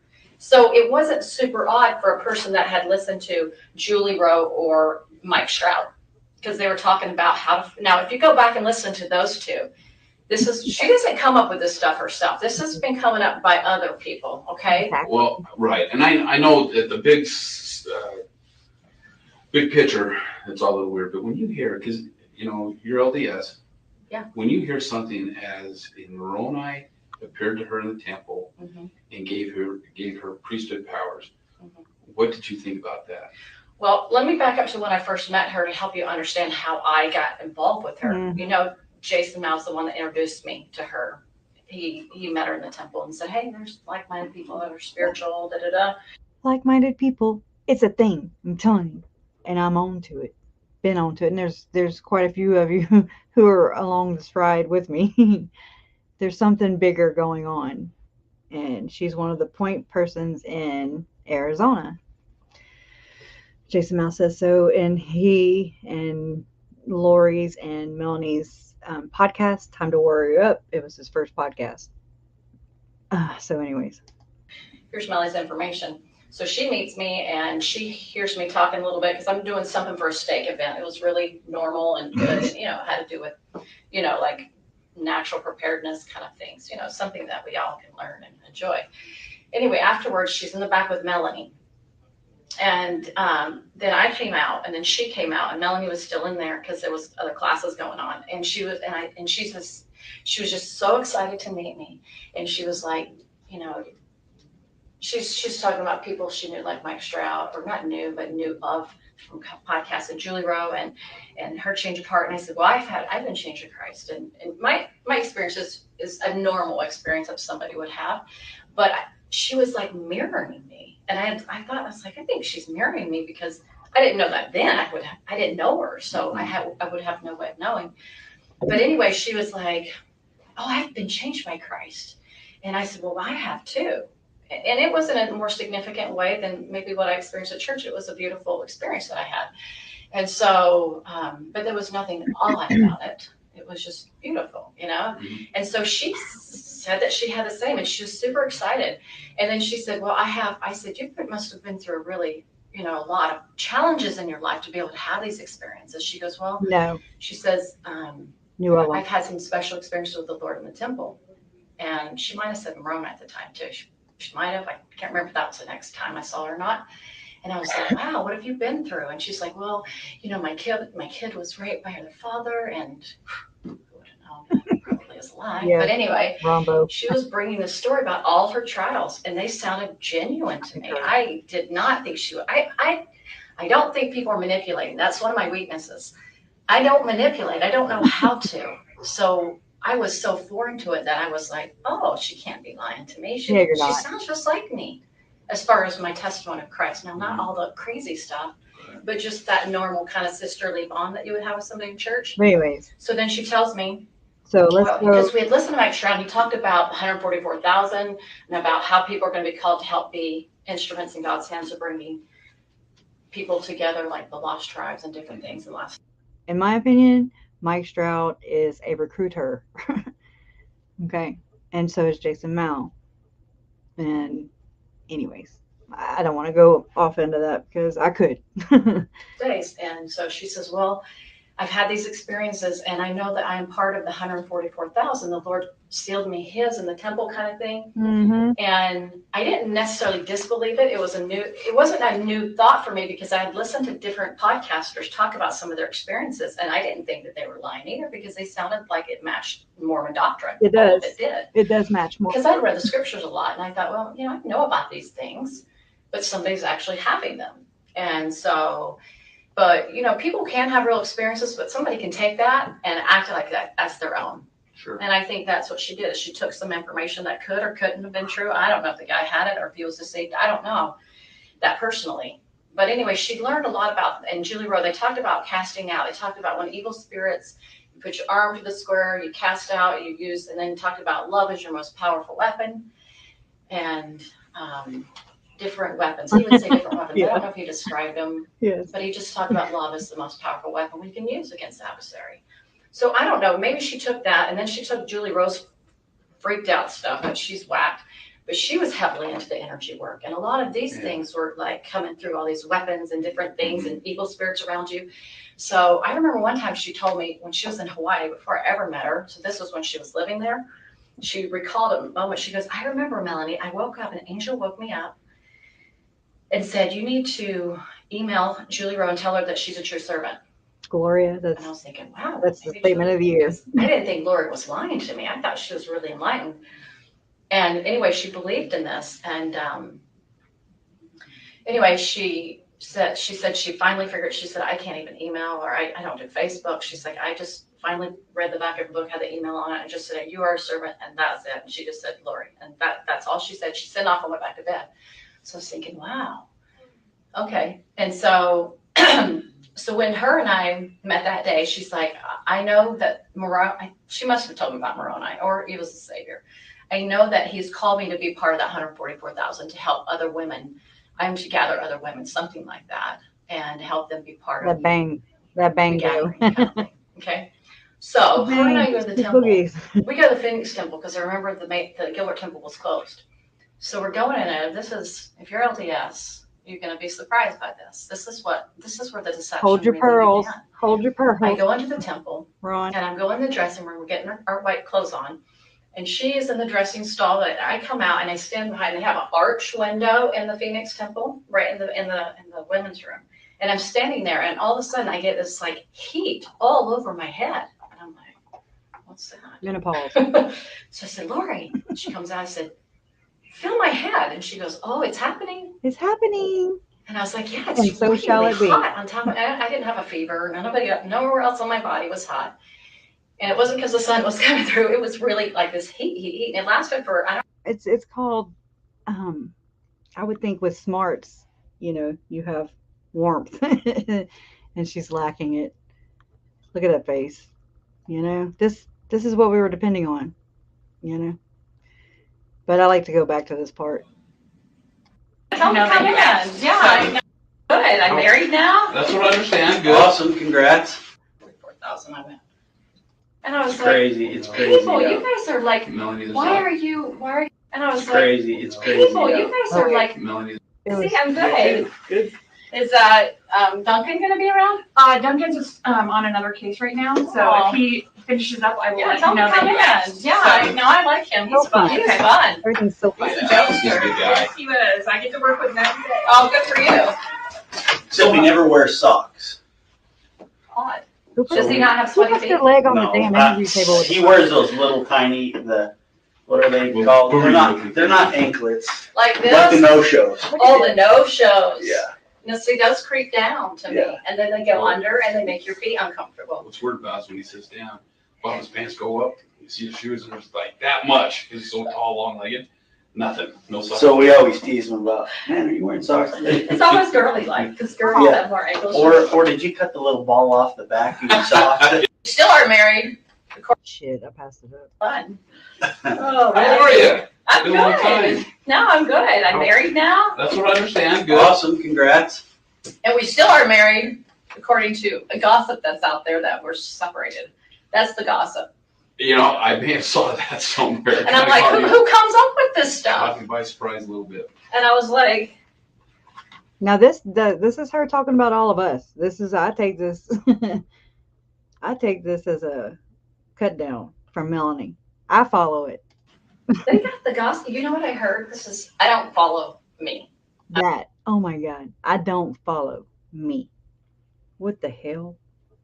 I don't look up any information about what people say about me. Don't want to know. Don't care.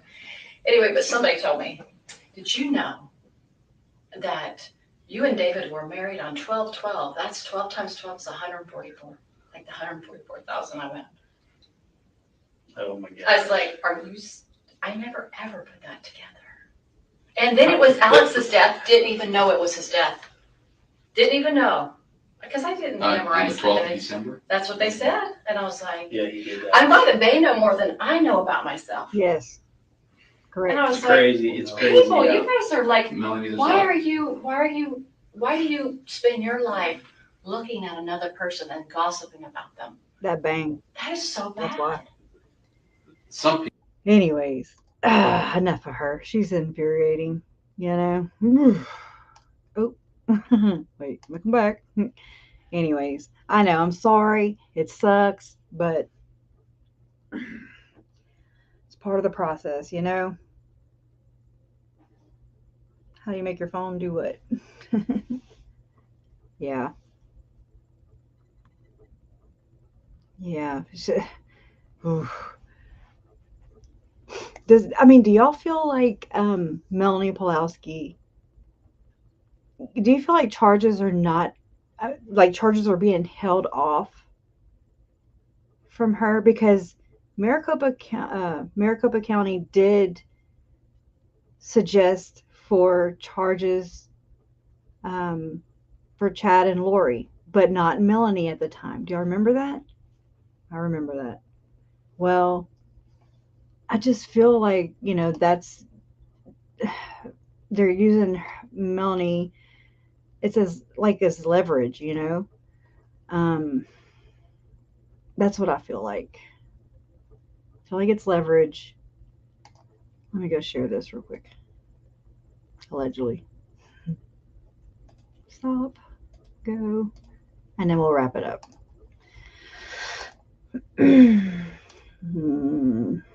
Let's see, we're in my little Canva app, but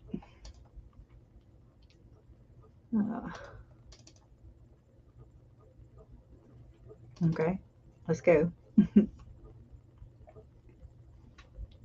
We've got some new developments now in another big story. A family member of Lori Vallow Daybell says he has proof Lori's brother tried to kill him. Now, Lori's brother is the same person, Alex Cox, who had shot and killed Lori's ex-husband, Charles. That happened in Chandler months before. Daybell, meantime, is in an Idaho jail with a $1 million bond. Her two kids, JJ and Tylee, have not been seen since September. Our Claudia Rupsich has new details. Brandon Boudreaux and his ex-wife Melanie are in the middle of a nasty child custody battle. According to new court documents, Boudreaux claims he has evidence that Lori Daybell's brother Alex Cox tried to kill him outside his Gilbert home on October 2nd, 2019. In his filing, he says because it's an open investigation, he can't yet reveal all the evidence, but that Melanie was involved and that a detective will testify to what he's saying.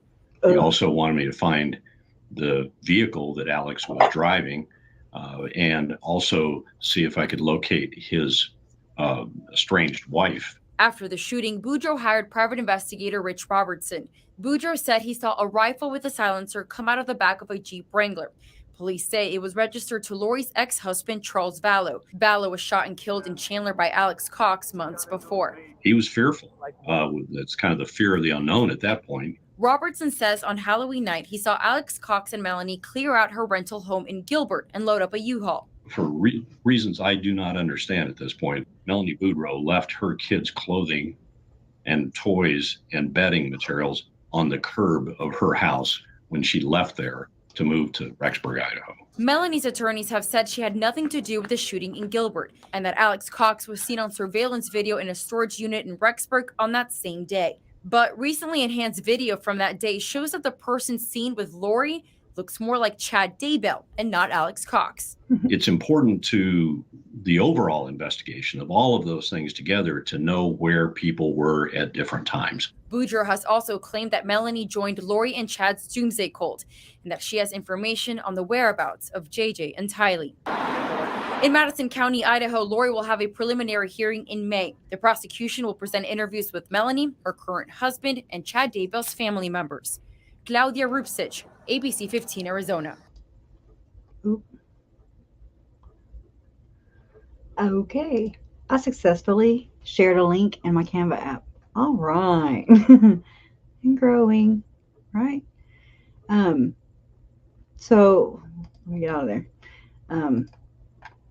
I just found this. Okay, so these are some more of those FBI little nuggets. I just want to read them, okay? And then we'll adjourn. Okay, it says police imply Lori was in Missouri from 10/10/19 to 10/12/19 because they say it would be interesting to know if JJ's iPad connected out there since she brought it along on trip to Arizona. 10/20/19 from Phoenix to Idaho, day after Tammy's sudden death. But did Lori take the flight? iCloud documents. Photos taken in Hawaii on 10/23/19. I have to put things into perspective. Okay.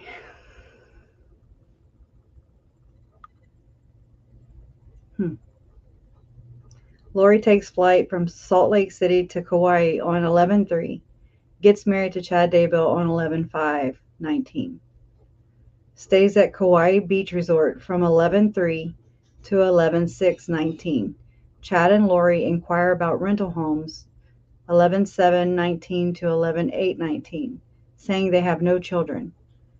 Police say Lori's iCloud used Tylee's AirPods. These are the things that are just going to hammer their asses to the wall.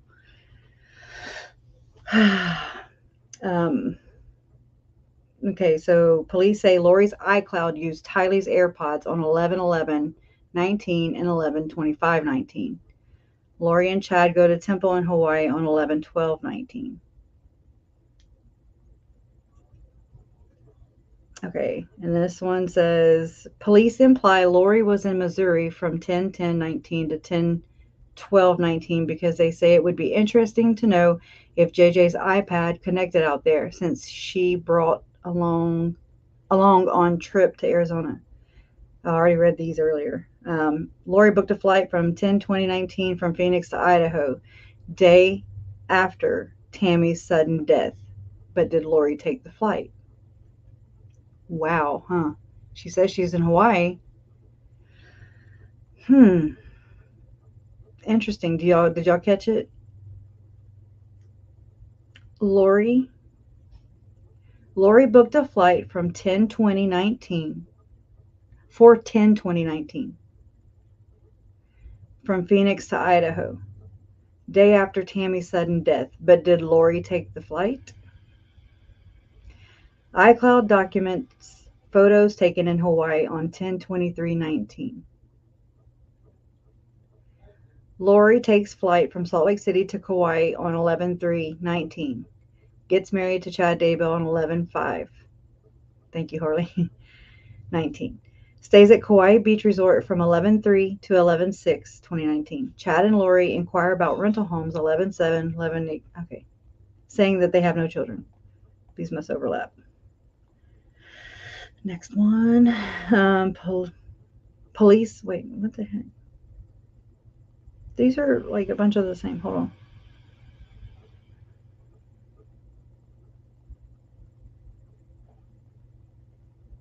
Okay, that's the same one on that one. FBI Salt Lake City agent said on 12/14/19 that Ian Pulowski, now married to Melanie, told him Chad and Lori called Melanie the night before. So 12/13? Saying Rexburg PD contacted 2 of Chad's kids and threatened to exhume Tammy Daybell's body. Per Ian, via FBI agent, Chad and Lori seemed to not know the exhumation had already taken place and thought the FBI's involvement was a rumor and scare tactic. I remember KJ asking about this. Okay, and then it says Chandler PD email on 12/17/19 says someone tried to log into Tylee Ryan's Facebook account from IP addresses in California and Kansas. When I log in, sometimes it says Houston or sometimes California. It just, I don't know why it does that. I don't know if it's an IP address or just my location at the bottom of Google, you know? I don't know. Okay. On 12/20/19, Rexburg PD announces JJ and Tylee are missing. Lori and Chad refuse to cooperate, and the Rexburg PD is working with the FBI, Fremont County, and authorities in Arizona to locate them. 11/26/19 is the date for meeting between Rexburg PD and Fremont County Sheriff's offices regarding welfare check for JJ. Welfare check happened same day. Damn, they were like Johnny on the spot. 11/27/19, police serve search warrants at Lori's townhome and Alex's apartment, where they find large number of firearms. Where are they?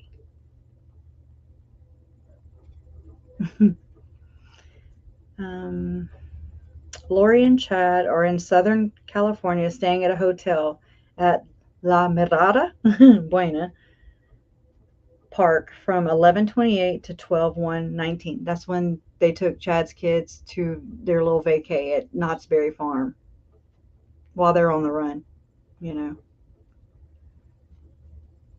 What y'all talking about? Anyways, Lori and Chad fly from LAX, which is Los Angeles, to Kauai on 12/1/19.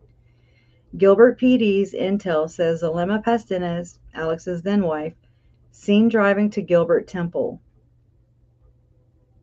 The night prior, police say woman and man appearing to be Zelema and Alex were together by leaving his silver Ford F-150. I remember seeing that picture. It was in the... I never could figure out how to open up the damn documents, though. It was a FOIA thing. I don't know. I don't remember exactly. But that's interesting because Alex was excommunicated twice. There's no way he would have... Well, I say there's no way. He shouldn't have had a temple recommend to go to a temple, to park in the parking lot, to meet his... let's see what day that was. Gilbert PD's intel says Zelema Pastinez, Alex's then wife, seen driving to Gilbert Temple. The night prior, police say woman and man appearing to be Zelema and Alex were together by leaving his silver Ford F-150.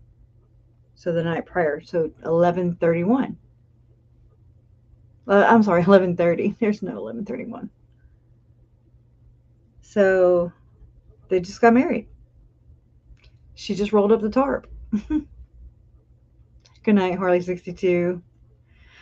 Thanks for being here always, you know. Tammy's body exhumed in Utah on 12/11/19. Alex dies in Zelema's home on 12/12. Okay, possibly last known photo of JJ taken on Lori's iPhone in Rexburg at 11:46 a.m. on 9/22/19. Last day JJ is ever seen. 2 photos of ammunition at Idaho gun store from Lori's iCloud account marked 9/23/19. Brandon Boudreaux is shot on 10/2/19. Someone taking picture of Alex at Mesa Falls in Idaho on 10/6/19. That's something that bothers me, has bothered me from jump. It's a picture of Alex, and it looks like he has a nice camera. You know, that's what it looks like. And it's okay. So somebody's taking a picture of Alex, who's taking a picture of Mesa Falls, which happens to be a hotspot for Tammy and Chad Daybell and Sheila and Jack Daybell. There's pictures that from early on in the case when on Chad's website, chad.daybell whatever.com, wherever you can buy his damn books. Anyway, it's like his blog. And there's a picture of his mom and dad standing in front of Mesa Falls. I'm sorry. Yeah, Mesa Falls, Idaho, in front of that waterfall. Then there's a picture of Chad and Tammy standing in front of Mesa Falls, Idaho. Then there's another picture of Chad and Tammy standing in the same spot, wearing different clothes, different year, or different time. And it's in front of Mesa, same spot, same lookout spot. And I'm like, what the hell? Were they mapping it out? Were they going to push her? What were they going to do? What was the point of that? You know? And then Lori likes to take pictures of people before she red rums them or has them red run, whatever. Whatever makes her sleep at night. So, possibly, oh, wait. Okay, so someone taking picture of Alex at Mesa Falls in Idaho on 10/6/19. In October 2019, Chandler PD already had Lori's phone records and noticed long calls from out of state to a number assumed to belong to Chad Daybell. And I've seen not too long ago, I can't pull it up right now because I search. That's all I do is search, right? So I blow and go. And it was phone records. Oh, I was looking at the background checks on Chad and Tammy, you know, from a long time ago. And on Tammy's, it had phone registered to Jason Mao and, let me get her name right, Kelly. She lives in Mesa, or I'm in Arizona, I'm sorry. She was on the Preparing of People flyers. Anyways, I don't know if they used the names. I don't know what's up with that. Right? Yeah. That's how I work. If I see it twice, it's pattern. And so anytime I see it more than that, then that's line you up. That's extra. Anyways. Okay, on 10/7/19, Lori is researching travel to 10/7/19. So this is 2 days before Tammy was shot at, 5 days after Brandon was shot at. 10/7/19, Lori is researching travel to and from Rexburg to Independence, Missouri. Lori booked flight for 10/8/19 from Idaho to Phoenix Mesa Gateway. Investigators believe she spends time with Melanie Pulowski Boudreaux on 10/9/19. Same day, Idaho prosecutors say Alex tried to shoot Tammy Daybell. Anyways, I don't know. It's black screenshots with just all this information. And I'd gotten into my Adobe account, cloud storage or whatever the hell. I got a bunch of cloud storages everywhere, and I can't keep them on my devices or my phone all the time. So I have to anyways. And I'm ADHD, so I get somewhere and I'm like, ooh, you know. But anyways, but I got to really look at all those, and I was like, oh my God, this is a lot of early stuff.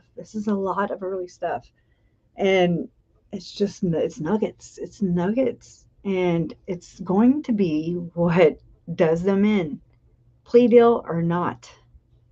They're going to have to pay for what they did. They're going to be held accountable. You know, it just is what it is. Yeah, exactly.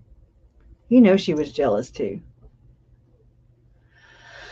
You know, she was jealous. And so yeah, I mean, there's so many things. And I wanted to share, that's what I was going to do last Sunday, but then my grandma died. As soon as I was like, no, I'll go see her tomorrow. I said this last Sunday.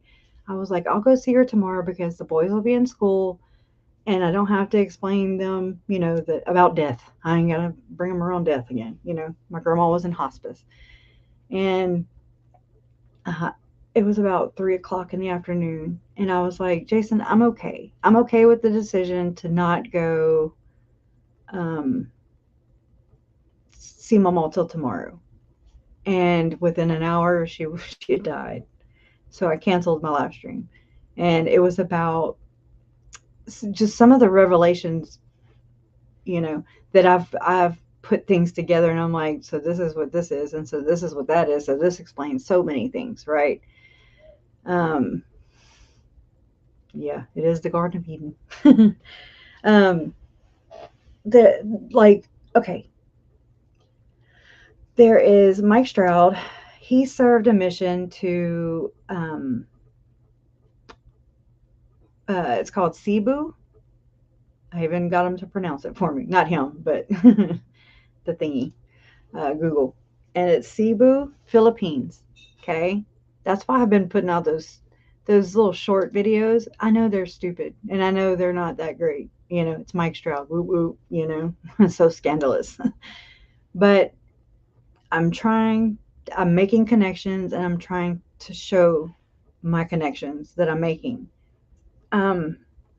So let me share. I'm sorry, Kathy. You can go if you need to. I'm just going. But I just need to schedule another one soon. Like the next day or two. It's not, y'all are just inside my Canva. I'm sorry, it's messy. But like the July 22nd, 2020 date, the meaning of dragon, what Eplos really means, answers to Chad and Lori's 7 missions, where their alleged July 22nd, 2020 doomsday prediction originates from, code names, what they could mean. And anyways. Oh, like this one, I did a whole video on this, and I just never published. I haven't finished editing it. And as I think we met in the pre-existence, right? And this is actually Saturday's Warrior reference. This is normal. Just saying, it's normal in their religion.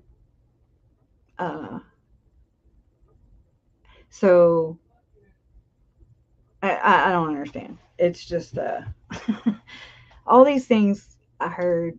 You know, here's my little picture. That damn raccoon, right? The damn raccoon. Let's see. Let's see what else. Yeah, this is Vallow Daybell claims she was not present when Tylee and JJ died. And again, I'm saying there's got to be some kind of technicality. The former CES seminary director, Ken Clark, hello, from the Ex-Mormon Foundation YouTube channel, Lying for the Lord.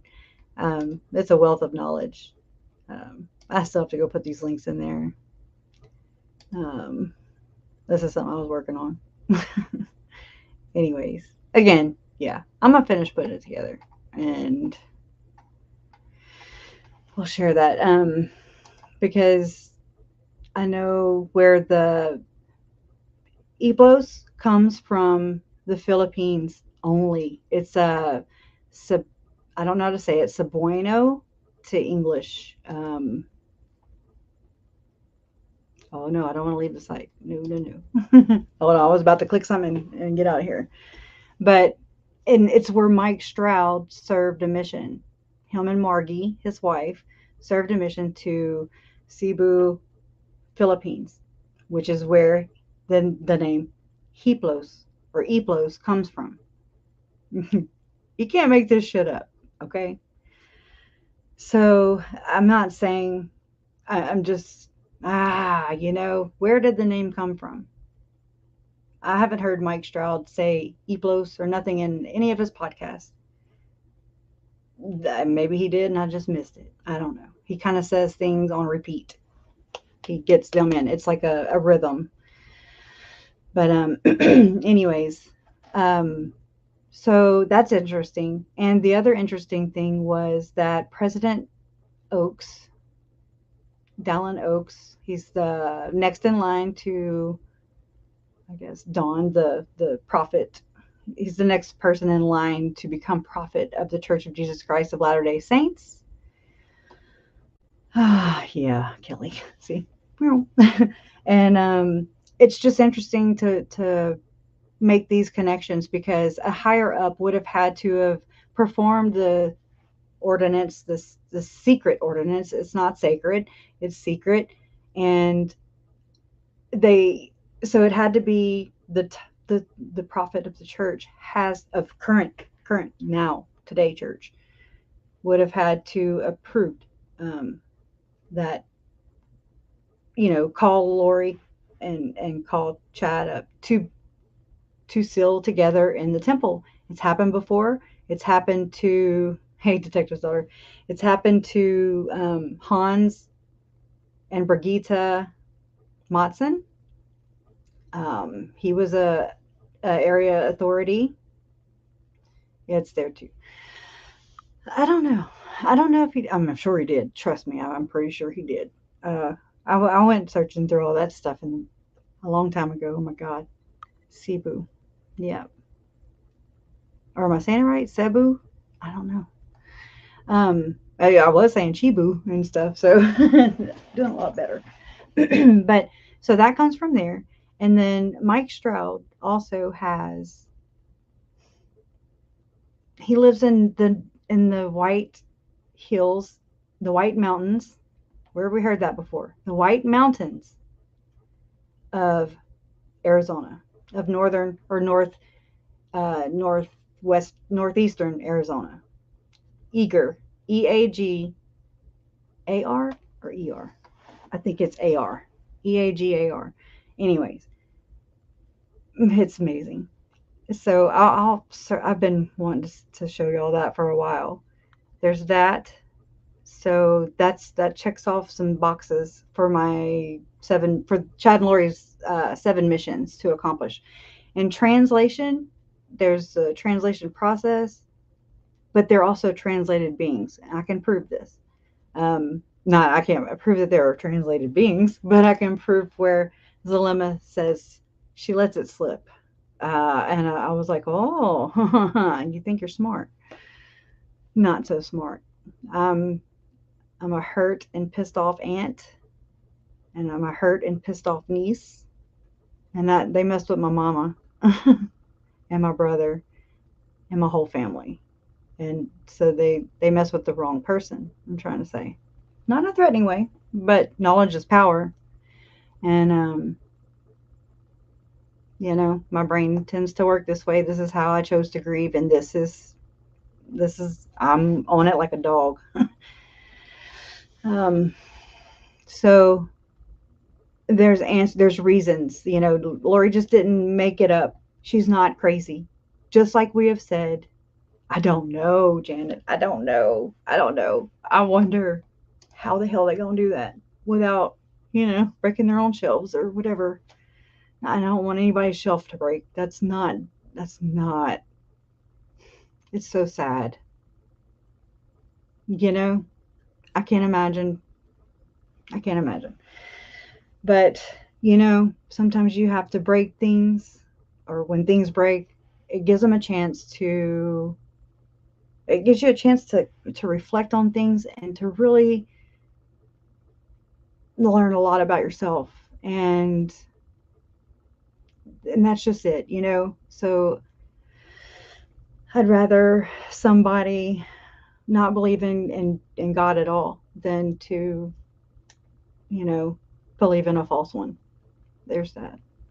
But, you know, again, to teach their own, as long as they're not murdering people. But just so happens these people did. And again, they messed with the wrong family. They messed with the wrong aunt and the wrong niece. So, yeah, Eager, Arizona. Google that on up. Yeah. Thank you, Kitten Lips. Kitten Lips.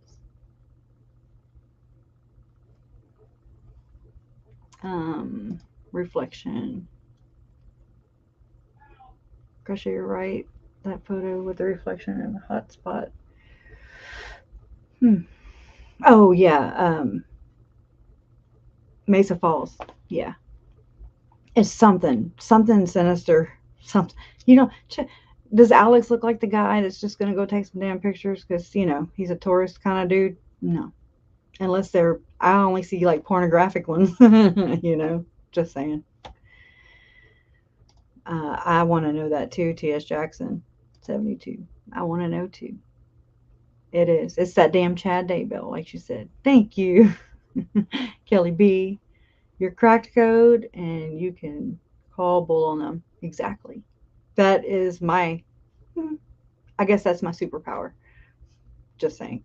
I don't think I have superpowers, but it's like I can pick up now on what is being put down. And I'm like, bullshit. No. No. I think that is, in my way, I guess, or from my perspective, it's my way of just making sure that things aren't being, you know, pulled over our eyes like they had been. I mean, if I would just have listened to everybody from the beginning, this is Chad and Lori's own branch off, and this doesn't go any further than that. They're just shitty people. No, that's why there are so many fringe groups, because they all go chasing after this church of the firstborn idea.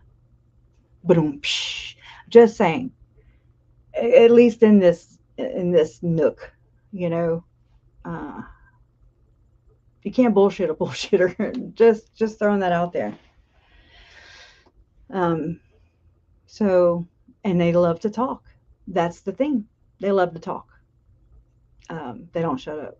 So, yeah, but it's not a gay meter reader like Melanie Pulaski claims to have had a vision, you know, that Brandon was gay. So so why you got to divorce him? There's plenty of people that stay together. Just saying. So that makes them dark. And Lori sends Chad to go clear Brandon's house. Not buying it. Not buying it. And so, yeah. Okay. I have this last sentence right here. This last little paragraph on that original thing that I was reading. Having to do with Detective Pilar and Gilbert Police Detective. Yeah. From Justin Lum. Pilar says in the following weeks after the shooting, Melanie moves to Rexburg to live in the same apartment complex as her Aunt Lori and Uncle Alex. Additional homicides were discovered. Tammy Daybell and Charles Vallow. Melanie married, so this was before that. Melanie married Ian Pulowski. Alex married Zelema Pastinas, and Chad married Lori. And while we're at it, David married Melanie Gibb. Oh crap, hold on. There's more. There's so many more. And I can usually just name them like that. Crap. I'm slipping. So we'll go on. Tammy's body would be exhumed and Alex died of natural causes. Months later, Lori and Chad were arrested and the remains of JJ and Tylee were discovered. Biological evidence found in the recovered Jeep Wrangler confirmed Alex was inside, and gunshot residue was found by the back window. Hey, girl. Hey, the weird mom. So yeah, I mean, there's tons. There's tons, and I really do want to schedule a live stream. I'm not even gonna go elaborate on the thumbnail. I don't care. I just want to schedule the damn thing. Then I'll worry about all that. But I want to go over this. Oh no. This. I want to go over this the next time with you guys, and that's Brandon Boudreaux's report. You know, I mean, it has all the neighbors that they went to. It has so many things. I'm like, holy crap! But so we're gonna go over this. I don't care if we just have to chomp at it. I think it's worth it, and it says a lot. It says a lot. So is Tuesday good for you guys? Y'all know I like to say see you next Tuesday. And I have the Jeep. Yeah, I mean, Eric had shared them too. But the Jeep, the Nissan Rogue, that was also in, I guess, used to transport that Tylee's back seat of her Jeep. Okay, Tuesday, good. Yeah. So, yeah, the Nissan Rogue and Alex's Ford F-150. There's interesting things in there, you know, like receipts and footprints, and just why not, you know? It's interesting to me. At first, I did get triggered because there was in the glove compartment of the Jeep, I thought those were white trash bags, but I think it's just a white grocery, like the convenience store bags, a white one, and it had change in it. So I was like, but I didn't realize that till a couple days later. I was like, oh my god, did they just carry trash bags around? I think it did, with the white trash bag under the black one, crazy. So I will see you next Tuesday. Maybe the weird mom will come and help me read because I get a little, discombobulated. But anyways, well, thank y'all for being here again. I missed y'all so much, so I just don't want to let y'all go. But it reminds me of the Von Trapps, whatever. I can't think of the name. So long, farewell. Crap, the Sound of Music. There we go. So there's a lot to talk about. And trial is coming. It's coming soon. If not, maybe plea. Who the hell knows? I don't know. Just here. Like Tylee said on her Instagram, I'm not here for a long time. I'm here for a good time. Boom. Drop the mic. I will, Detective's daughter. I sure will. Thank y'all so much. And it is nice. I love the North too. It's beautiful up there. But anyways, thank y'all for being here. I really do appreciate you. Thank you for the super chats. Thank you for the kind words, about my grandmother and just everything else. Just for being supportive. Please, like and share the video if you can. It'll help gain some traction. It'll help. It'll help the reach. So once the trial, once everything kind of settles down, adjudication wise, I plan on doing hella advocacy work. So it's just hard to put everything into one basket. I've tried. I can't keep all, my squirrels in my head. So anyways, I do thank you, and I'll see you next Tuesday.